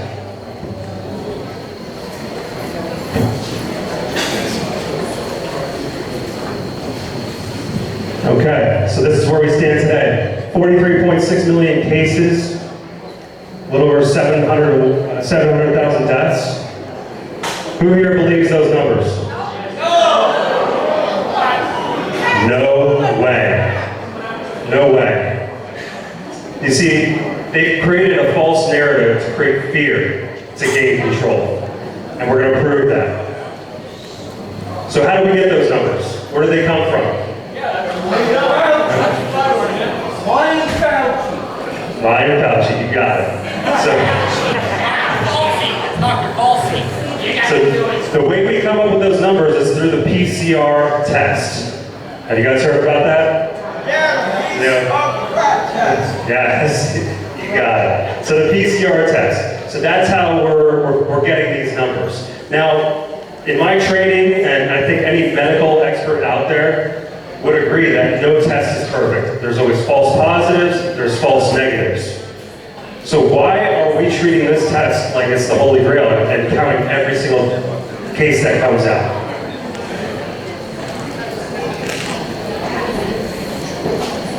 I mean, we all know about the people who died in car accidents and gunshot victims that got diagnosed as COVID, right? Even dead people, kind of like our election, right? And there's a big difference between the people who died from COVID and the people that died with COVID. Big difference. All right, so the thing is, when we look at the COVID test, the PCR test, it was never designed to actually diagnose an illness. A lot of people don't know that. So everybody here obviously knows who Dr. Anthony Fauci is, but who in here knows who Dr. Perry Mullis is? Got a couple people here. All right. So he actually came out and said, this test was never designed to diagnose an illness. Tom, do we have a video? I don't think so. You see if you, I don't see the look like. More technical difficulties. All right. So we had a video put up for you. So there he is, Dr. Perry Mullis. You know, anyone can test positive for practically anything with a PCR test if you run it long enough. With PCR, if you do it well, you can find almost anything in anybody. It doesn't tell you that you're sick. There it is. And he was calling out Fauci before this pandemic even started. And he passed away in 2019. Yep. Yes, we're going to get there. So this PCR test, I don't want to get into the technical aspects of it and confuse you too much, but this PCR test, what it is it's based off of a cycling threshold. It's a way to take really small things and make them look bigger so you can observe them and measure them, okay? The thing is, it goes on a cycling threshold, and the higher the cycling threshold, the greater the rate of false positives. Some laboratories and studies have shown that if we cycle this over 35, there's up to a 97% false positive rate. And throughout most of 2020, or all of 2020, they were doing that. All the labs were over 35, some were over 40, based on the manufacturer. manufacturer of the test. So now, again, what do we question with that 700,000 deaths? What do we question? I think we question them all. Right? I'm not saying some people didn't die from COVID, but we need to question every single statistic that's out there.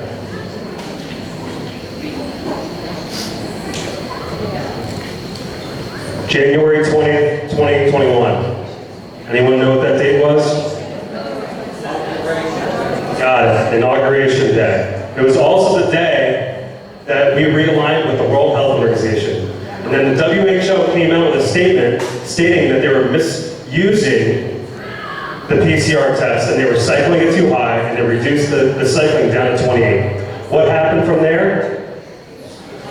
The numbers dropped. We saw the case numbers dramatically drop. And who gets the credit? Fauci, Biden, and the vaccine. Dr. Fauci. Take that Fauci out. So, bear with me. Thank you. Go for it. So again, it's these statistics, these numbers, this is what's dictating every aspect of our lives. It's really, we need to dismantle the narrative that we're being taught here. Okay.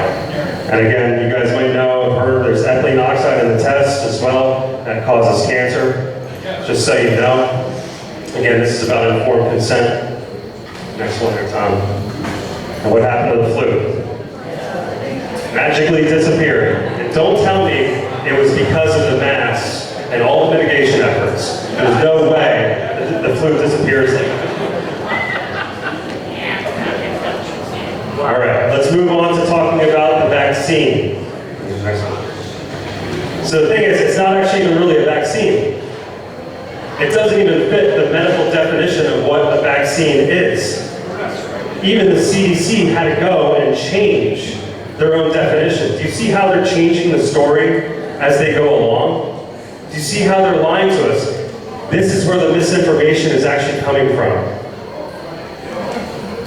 Next slide. And here's even a statement from Dr. Rochelle Walensky, the CDC director. So you remember when everybody was told they need to go out and get their shots to protect, their vulnerable loved ones? And people were sick and tired of wearing the masks and everything, and then things would go back to normal if they got the vaccine. Look at this statement from her. They found that vaccinated people can be infected with the Delta virus and transmit the virus. She's admitting it doesn't work. It doesn't stop transmission, and that's where the conversation really should stop about mandating vaccines. It comes down to the individual, because you're not protecting anyone. Again, the lies.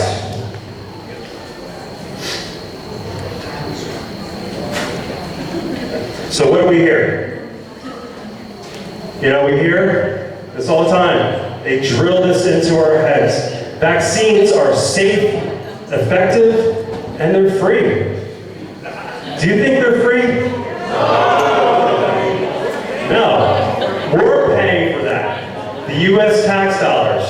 That's on the CDC website. They say they're free, but the taxpayers are paying them. And even, when we look at, can you actually go back, Tom? You're way ahead. There you go. I don't know what happened. Go back to, there you go. So, again, let's talk about safety. So, they came out and approved this new vaccine known as Comirnaty. So that's not really available to us right now. That's the one that's FDA approved. But when you look at section 13.1 on their insert, it states that they're not evaluating for any cancer-causing effects of those vaccines or infertility. So right there, they're admitting it, right in their inserts. And what's in these shots? Hang on. Oh, it's missing a slide. That's okay. Go back to that one. Yeah, so what's in the shot? So we have a slide here. So there's researchers and scientists that are actually looking to see what's in the vials. because these vaccines, they're patented. They don't have to disclose all of the ingredients that are in them. So they're patented. But researchers, again, they're looking to see what's in it. They're evaluating through microscopy and spectroscopy to see exactly what's in there, and they're finding all kinds of metals. Aluminum, nickel, excuse me, I don't know nickel, graphene oxide, which is in nanotech. They're also finding parasites in the Pfizer shot. Did you know that? No. So I think people have the right to choose. Okay, so let's go to the next one here. So again, talking about safety, this is the VAERS, if you haven't heard of it, it's the Vaccine Adverse Events Reporting System. So this is the system that's set up by our government to track all injuries and deaths that are following vaccines. Over 700,000 reports already, there's 15,000 deaths so far that are reported. Now, historically, and this is based on a Harvard study, less than 1% of vaccine injuries are ever reported, so that number is much higher. And there's even numbers coming out of Medicare data right now. There's an attorney, Thomas Renz, he uncovered this recently, and there's lawsuits about this, and he found that 48,000 Medicare patients have died within 2 weeks of receiving any one of the doses of the vaccine. Now, some of them could have died from natural causes or other things, absolutely, but I doubt it's 48,000. So again, there's a risk that's associated. And with this VAERS, because of the underreporting, what you need to know is that your doctors, if you have any symptoms or problems out there, the doctors are mandatory reporters. They have to report it. And you can actually report this yourself. Yeah, but what if you go into hospital? No questions right now, sorry. We'll talk later. All right, so to get into this idea of effectiveness, we need to look at the Israel data. Really important. So again, Dr. Walensky of the CDC, in July, she came out that, and she's really the one that coined this phrase that we have the pandemic of the unvaccinated, right? And she was claiming that there were these pockets or these regions of the under-vaccinated areas, and that's where the case numbers are coming from. So why don't we look at two different areas and their vaccination rates. So if we look at Israel, we all should know that they're one of the most vaccinated countries in the world, over 60%, so that surpasses the United States. Okay, so, and then let's go to the next slide here, Tom. And so we go to this slide here, and you can see the booster shots. I don't know if you can see this. They're off the charts, and the United States is really low there. Two reasons for that. First one, it's mandatory in Israel, because they have vaccine passes. They're controlling everything about their participation with society, which should be one of the biggest things we should be afraid of coming here. The other thing is, people in the United States are waking up. They're waking up. They're seeing what's happening here. So now, again, if we see an increase in vaccination, we should see the case numbers go down, right? According to Dr. Walensky. All right, next slide there, Tom. So here we are. So I want you to pay attention over to the right here, because this is after she made the statement. This is this summer with this Delta variant, and you can actually see that the rate of cases in Israel is double that of the United States. So based on that, the vaccine's not working. But now, that's not necessarily fair. But and again, follow me with this, because it can get a little bit confusing. All right, so let me have you go to the next one, right? Because maybe the reason why they're having so many cases is because they're doing much more testing. It's about triple the rate in Israel that they're doing this testing. So the more you test, the more you find. Remember last year when everybody was lined up in their cars, waiting to get tested? Lines everywhere. The more we test, the more we find, based on fraudulent results of the PCR test. Okay, so now, cases, tests, that's one thing, but deaths are what's really important, because we're all in this to protect each other and save people's lives, right? So let's look at the deaths. Go to the next one there. Okay, so now you would expect, since Israel has such a high vaccination rate, vaccines work, you would see lower deaths, and that's in fact what you see. You see that the death rate is actually lower. But I would challenge you to look and see what's not here. I would challenge you to say that it's not because of the vaccine that the death rates are low for Israel, but rather the death rates are high in the United States because of the hospitalizations, because of the hospital protocols. Go to the next one here. Actually, go through to, there you go. And you can see, there you go. Sorry. That's okay. So you can see double the hospitalizations. So I would again challenge you. Go investigate this for yourself. Look this information, because I'm not going to be able to get into it all. But it's the hospital protocols that are killing people. And it's been set up by Dr. Fauci and the NIH, the CDC, FDA. They are all responsible for this. So let's talk about that hospital protocol, the next one there. So what we have, again, is a top-down authority. The hospitals are just following what the CDC and NIH, what they're saying, because they're fearful of losing their licenses. So what they do, when you come in, if you have any semblance of COVID symptoms, they're going to test you with a PCR test. Again, not foolproof. And if you get diagnosed with COVID, they basically kidnap you, because this happened personally in my family. They kidnap you. They take you away from your family, no visitors allowed. We're going to take you to the room, and then what they do is they start the protocol. The protocol is putting you on a steroid and a drug called remdesivir. Easy way to remember that. Sounds like run, death is near. That drug, the reason why we're using it is because of Fauci. I'm going to keep this short because I'm running out of time here. So, they kidnap the patient, put them on remdesivir, that's good. This remdesivir drug, what it does is it causes acute kidney failure. What's the job of the kidney? The kidneys are there to remove water, simply, right? So what happens is the people that are on this drug, their body's filling up with fluid. As they're pumping IV into them, they're literally drowning. They can't breathe. So have you heard of anybody that's been on oxygen? They keep upping it, putting on a high flow oxygen. Yep, and this is what happened to a family member of mine. They keep pushing oxygen. We don't know why this is happening. They're literally dying. And eventually their organs shut down, they go into heart failure, and then they die, and it's labeled a COVID death. But it was actually the drug. I should even say too, you hear about the ventilators? The next one there, Tom. There's even research on that. The ventilators, and this is research prior to 2019. The ventilators actually cause acute kidney failure as well.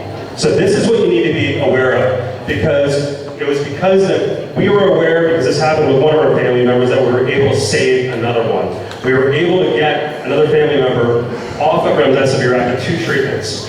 So you have the right to go into a hospital and refuse this. But I want you to do your research. Don't just listen to me. Do your own research, investigate this for yourself.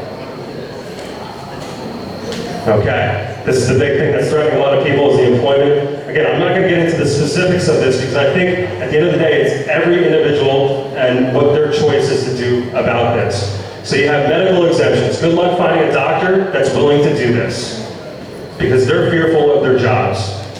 You have religious exemptions. So many stories of people's religious exemptions being turned down.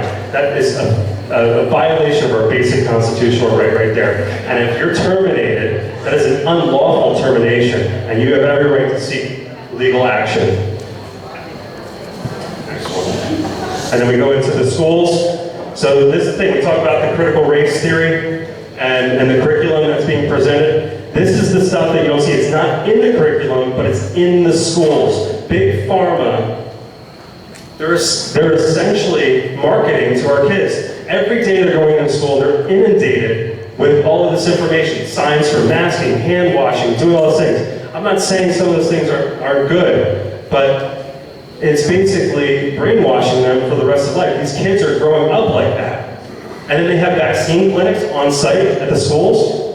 How do we stand for this? We pay the tax dollars for these public schools, and yet they're hosting vaccine clinics? Next. And even here, again, Everybody hears about Dr. Fauci. How about Dr. Robert Malone, inventor of the mRNA technology, which is what's used in the Pfizer and Moderna shots. Even he says that the government should stay out of our business and that it's not worthwhile giving to our kids, because that's what's happening. They're coming after our kids right now. Even Governor Wolf, that's what he's talking about, is getting vaccinations of the kids 5 and over. They're not even a high-risk group for this. Okay, next one. So again, not to get into the whole thing about masking, I can't believe we're still talking about masking, almost 2 years later, but causes oxygen deprivation. It creates bacteria, which create other infections. When did we stop caring about what type of mask that we wear? Cloth versus N95? Come on. Another thing, I hope you have good dental insurance if you're wearing a mask all day, because it decreases oxygen, increases temperature, increases the acidity in the mouth, and leads to periodontal disease. Tell your kids and your grandkids to become dentists. They'll be really busy later on in life. Again, psychological and social implications. We could talk forever about that. Next slide. I know I'm running out of time here. These are some of the bacteria that were found in mask wearing for long duration of period of time. All this stuff. This is another thing that's leading to infections and leading to people to go to the doctors and go into the hospital. Next one. And here, you need to know your rights. So even in this, from the acting secretary here of health, we need to know our rights. There are still exemptions in place regarding the masking. And the thing is, in the schools, this is really important, they cannot physically remove anyone from the schools for not wearing a mask. It's in there. It's in there. Read. Next. All right. And so, again, there's young people all over the country that are being injured, myocarditis, different things are being hospitalized, and these stories are being censored, they're being shut down.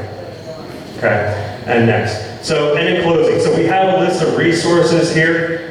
We have a table over there. We have a sign up. It would be great to get your information. That way we can reach out and answer any more specific questions you have. And to follow up on time, I know my time's up, but we really need to get people involved in the school boards. The critical race theory and the medical freedom issue are two overlapping issues.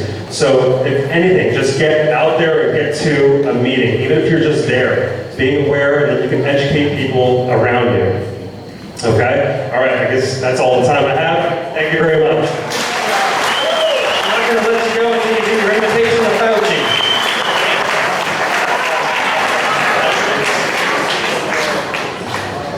All right, so next up is the presentation with the Education Committee. And when we set about as a board to talk about what we would be doing in the October meeting, we knew we had to tackle a hell of a lot of stuff. We have an election coming up that's so vital, because all of these issues that we're talking about overlap with the election, and we then brought in all this stuff together. So we put together a lot tonight, and I know it's overwhelming. But the next person we're going to hear from, Bethany, you're going to step up tonight. You're going to talk about the critical race theory in the school districts and introduce yourself. We recently formed an education committee, and I think you're going to like what you hear from Bethany. She needs the clicker.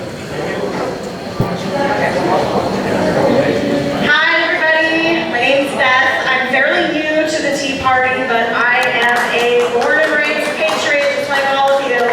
So I am out here, thank you so much. So I'm out here trying to make a difference, do whatever I can possibly do to help educate and inform and help everyone understand what's going on.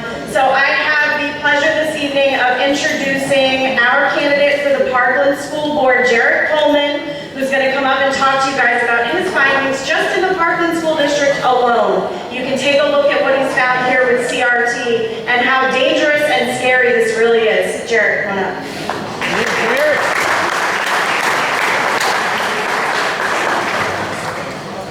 Good evening. My name is Jared Coleman. I'm running for Parkland School Board Board of Directors, and I'm going to share with you something tonight that is going to make you very unhappy. But before I share this with you, I want to remind all of you, according to Parkland School District, and we're focusing on Parkland because I'm involved in Parkland and I can share that with you. I would say there's more elements and tenets of CRT in Parkland than in Allentown School District, but we'll show you some more of that as I begin. I just want to ask if there's anyone from the FBI here, no offense to law enforcement, if you could please leave, I would appreciate that. Of course, that's a joke. And then second, if everyone else in here could please, in order so you could understand the presentation, like our children are, I can either send this to you virtual, or you could all put your masks on now and sit here and we could try to get through this together. So let's begin here. The idea that CRT and tenants of CRT are not being taught in Parkland School District is simply a lie, and spreading any misinformation in perpetuation of that is irresponsible. It's misinformation and it's dangerous. The president of Parkland School Board, a Republican, David Hine, at a candidates meeting in Lehigh County last week, vowed that there was no elements of CRT in Parkland, and if there were, he would, quote, fight like hell to get it out. At the past 2 board meetings I've showed them examples. They all put their heads down when I talk to them. Immediately when I present them, heads go down. The body language is poor, they know it's here, and they're trying to spin it away. I'm here to expose it to you and let you all make an informed decision of what's going on. So now let's take a deep dive and begin. So let's go here. In Parkland School District, the tenets of CRT are contained in a document called the Equity and Inclusion Plan. This is being used, no pun intended, in Parkland as a Trojan horse, okay? This is how they're going to get critical race theory, also, our cultural Marxism under the guise of social justice. Our E&I plan is largely based around the premise that there is systemic racism in the U.S. and that whites, males, heterosexuals have existential biases that need to be examined.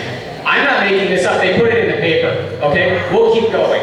Faculty and students were provided with resources to give them a perspective about CRT and how the country's achievements were a function of capitalistic and racial oppression. Beyond that, again, they put it in the paper for me, I'm not making it up. Then again, gender is now being defined not as a biological fact, but a personal preference. Males will not be prevented from participating in girls' sports, nor from going into girls' bathrooms, locker rooms, if they identify as females.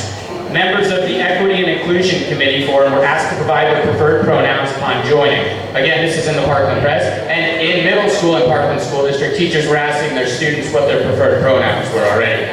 And finally, merit will no longer be the exclusive criteria for hiring decisions in Parkland, but instead we will give non-whites, specifically teachers of colors, preference when hiring faculty. Again, that's in the community forum at Parkland. So let's go to the next slide here. So let's talk about critical race theory. And the big spin, the liberals are trying to tell us, they're trying to make us look like idiots. Like, oh, we're not teaching CRT here. Yes, I understand you're not teaching CRT 101 in Parkland. I understand that. But if you're not teaching CRT, your equity and inclusion plan is racially charged and full of Marxism.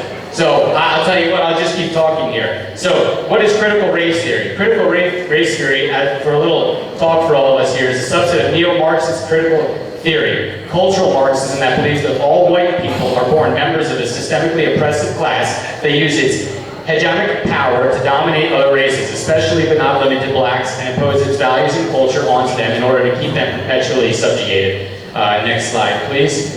So some buzzwords here. We have white male gender Christian privilege, white male gender Christian bias, white male gender Christian fragility. We have inherent bias, which we're going to get to, 16.9.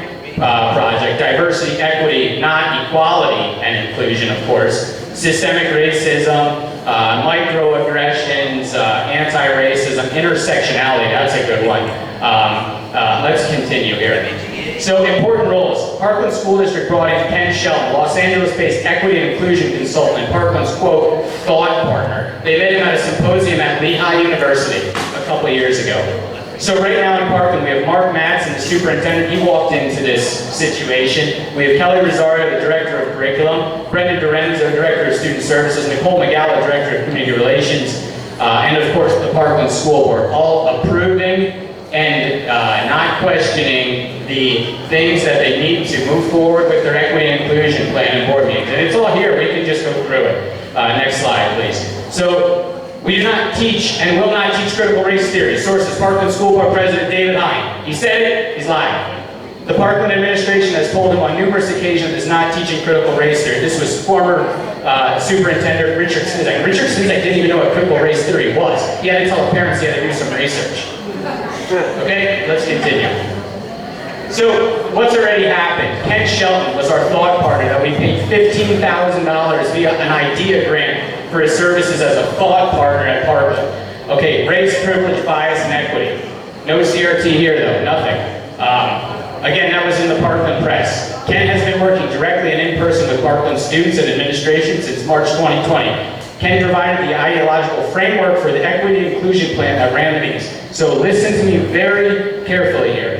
This is the Ken Shelton they want us to see, and if you proceed to the next slide, please. This is Ken Shelton's Twitter page. Okay?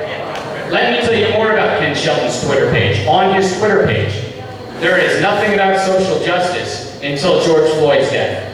Then all of a sudden we start talking about social justice. So let's continue. This is our equity and inclusion thought partner at Parkland. Let's continue, please. So we assembled at Parkland, for some reason, the Director of Community Relations assembled resources from Ken Shelton, as well as unidentified outside community groups. These resources were posted on official Parkland websites, and the equity and inclusion members and students, this was to help them identify their inherent biases. The Parkland administration has refused to identify who approved posting this list. Okay, let's look at some of the sources on this list.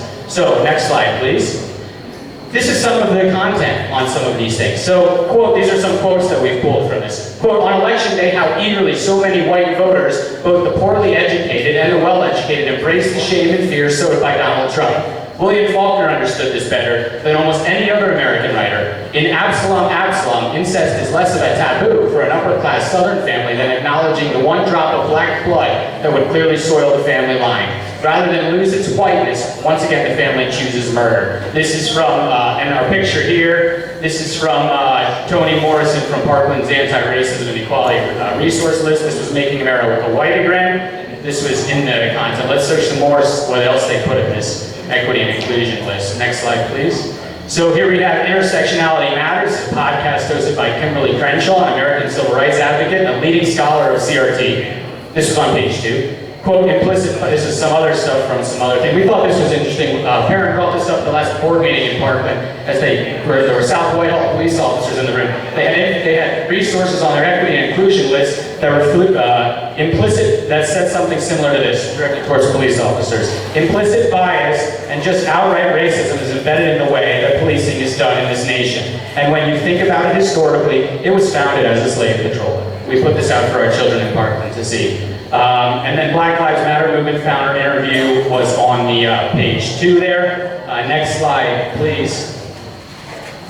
So here we have a good one here. Ibram Kendi here. Capitalism is essentially racism. Racism is essentially capitalist. They were birthed together from the same unnatural causes and shall one day die together from unnatural causes. White fragility, another quote. White people raised in Western society are conditioned into a white supremacist worldview because it is the bedrock of our society and it is institutions. Regardless of whether a parent told you that everyone was equal, the ubiquitous socializing power of white supremacy cannot be avoided. Again, in their resource list. Next page, please. So I don't understand, it's crazy that they posted it, but then when we asked Nicole McGowa, one of the director of community involvement, she said this to a parent when they asked about the resource list. She said, there was so much information coming into school districts at large about the general equality and inclusion topic last summer. I started compiling a list in a Word document and was not citing where they were coming from because the list was just a compilation of materials from various places. It was totally voluntary for people to read or watch or listen to the items and to submit new items throughout the year. And then she says the best part, nothing was, quote, vetted before sharing. After all, none of us are experts in this. So, what has happened? A small victory. So after parents were made aware that this was posted, parents organized and submitted comments and phone calls prior to this Equity and Inclusion Community Forum, condemning the toxicity. And not one dissenting comment was read aloud at the Community Forum.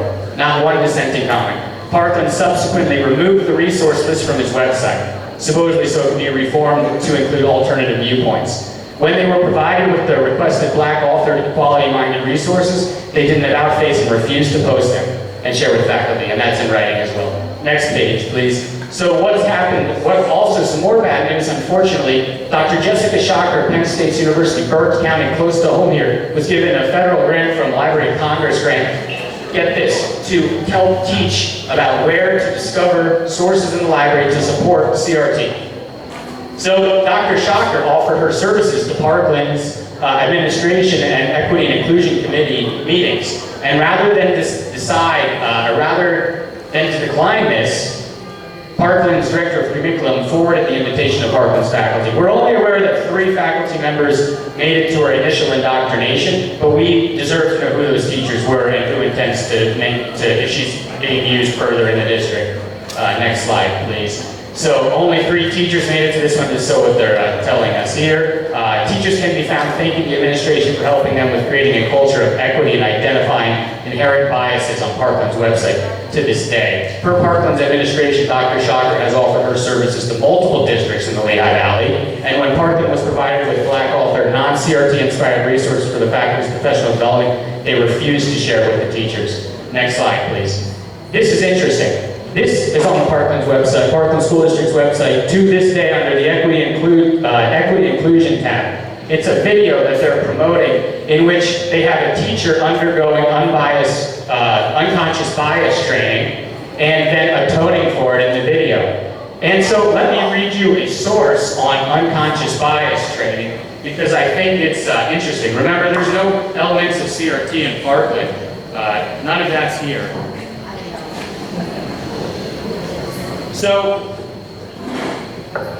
a core tenet of CRT, this is from a source familiar with CRT, a core tenet of CRT insists that racism is so deeply entrenched and that it is not abnormal, rather it has become the norm. It emphasizes that often racism does not happen in explicit forms, rather it is nuanced and subtle and built into our structures. It emphasizes that often racism is not explicit or easy to spot, and point out racism is not just slurs and abuse hurled in the streets, rather racism is built into our structures and institutions, which is why we see system-level disparities between people. So then they go on to say, quote, unconscious bias training is grounded in CRT, as racism is so embedded in society, it also permeates our ideas and thinking and influences our actions.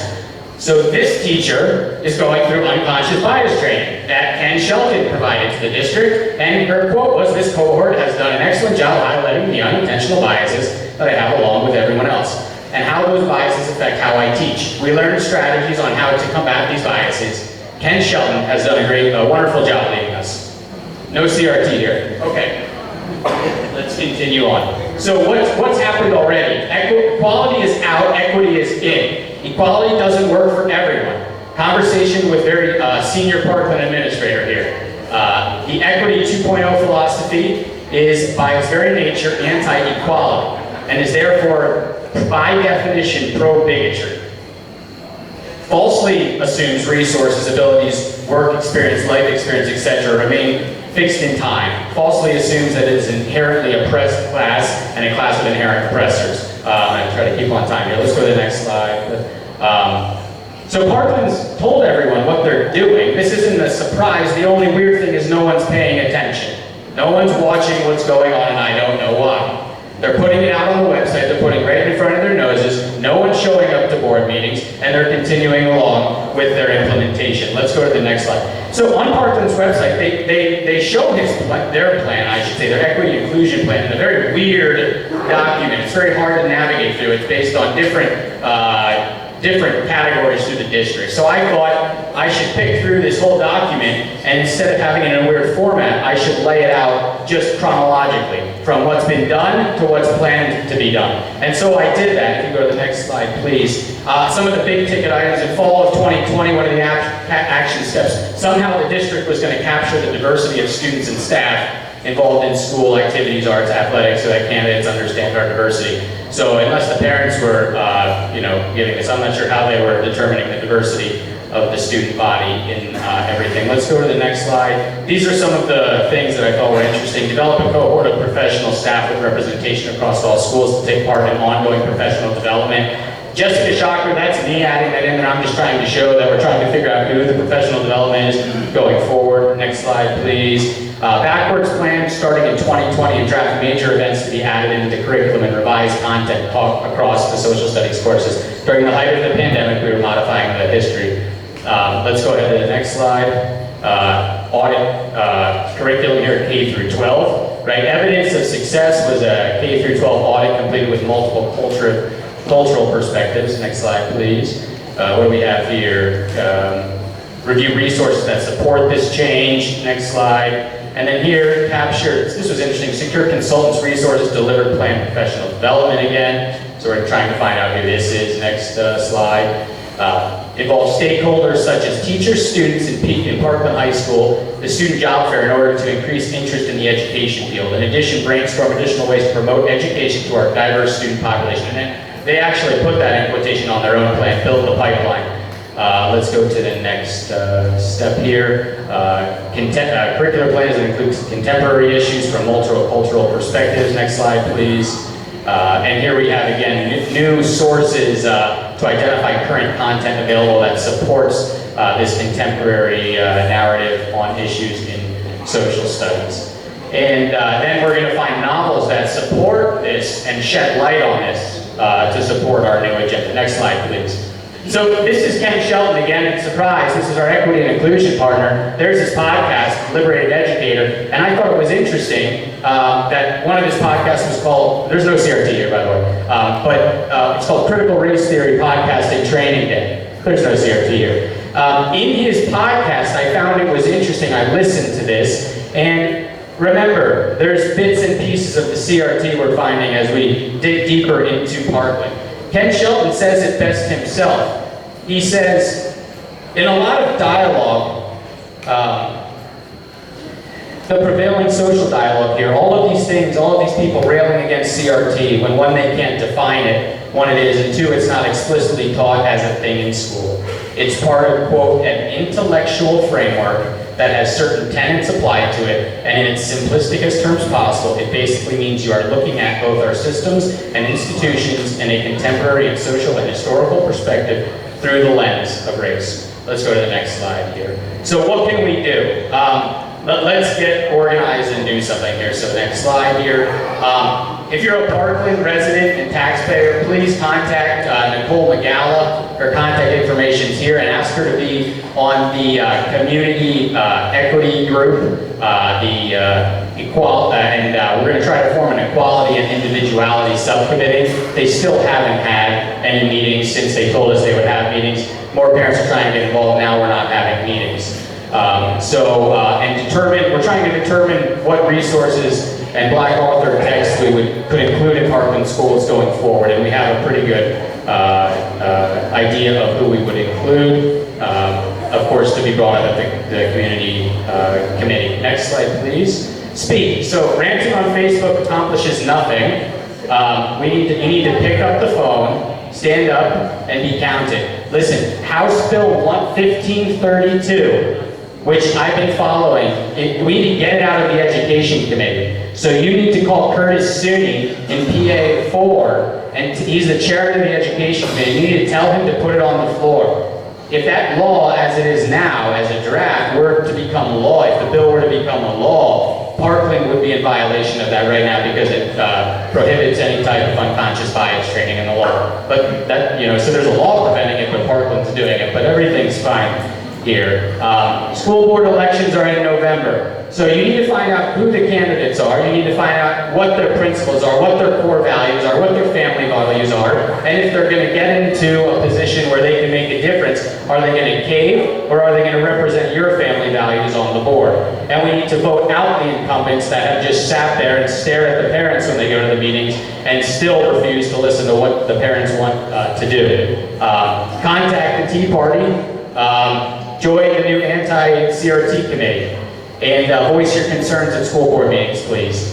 I need you to come out to Parkland. I need you to come and support me. I need you to spread the word. And number 3, last slide here, reform and replace. Again, we think the best way to do this is to go into all the schools that have tenets of CRT and the equity and inclusion plan and just reform it completely. We think that would be the best way to do this. Rather than just try to yell at them about it, let's give them a solution on how they could fix that. And in closing, I think I would just like to remind everyone, I saw a good article the other day, a constituent sent to me, and I thought it really made a great point. So I'd like to share it with you, if that's okay. At the end of the article, there's a great quotation, and I think they do a great job. This is after the governor said, quote, "I'm not going to let parents." The governor and a gubernatorial candidate, Terry McAuliffe, was asked why he voted a bill that would have given parents input into the school resources available to children in the school libraries. And so he responded, "I'm not going to let parents come into the schools and actually take books out and make their own decisions. I don't think parents should be telling schools what they should teach." So in the end of this, at the end of this it's a website that deals with homeschooling. And there's a great quote here. It says, "As responsible adults, as citizens, and as parents, it is our obligation to remind our elected representatives that they represent us, and not the other way around. It's we the people who are in charge. It is we the parents who know what's best for our children, not them." Thank you.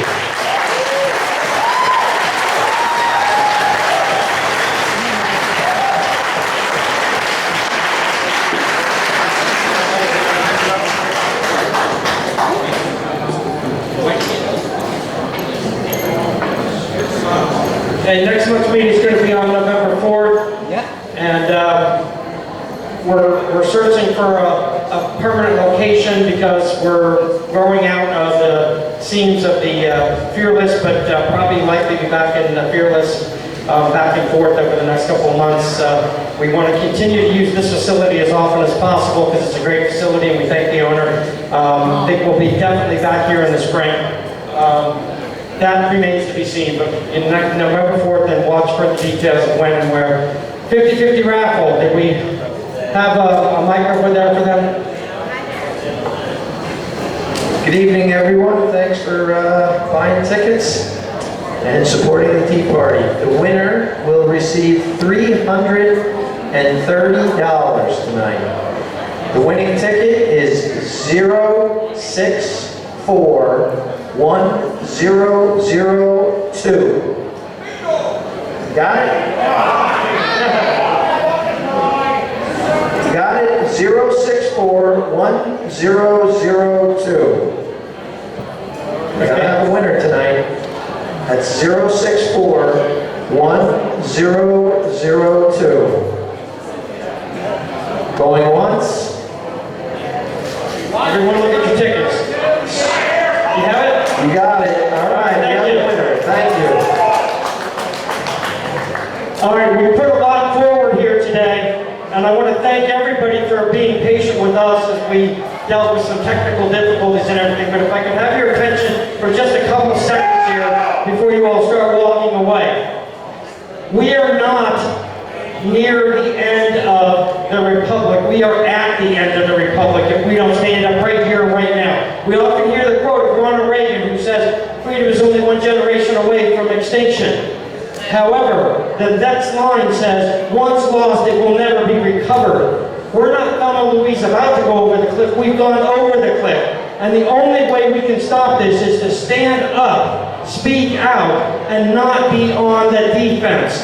We need every single person here to support the candidates and get them elected, knock on doors, make phone calls, and work on election day. I don't care. There's nobody here that doesn't have time to do something. You can't maybe do everything. There's a lot going on here. The Education Committee and the Medical Freedom Committee, they're starting what we should have been doing a long time ago, and thank you guys for doing that in the presentation that you gave tonight. Please sign up for those committees because they're the ones that are going to put together the information that we need to get to you about when these meetings are and what these different school districts are talking about. Parkland is not the worst school district in the Lehigh Valley. There's a couple worse. Allentown and Bethlehem are a lot worse, actually. A couple that aren't so bad. So anyway, God put us here in this place and this time for a reason. God bless all of you. Take care of yourself, take care of your families, and we'll see you next month.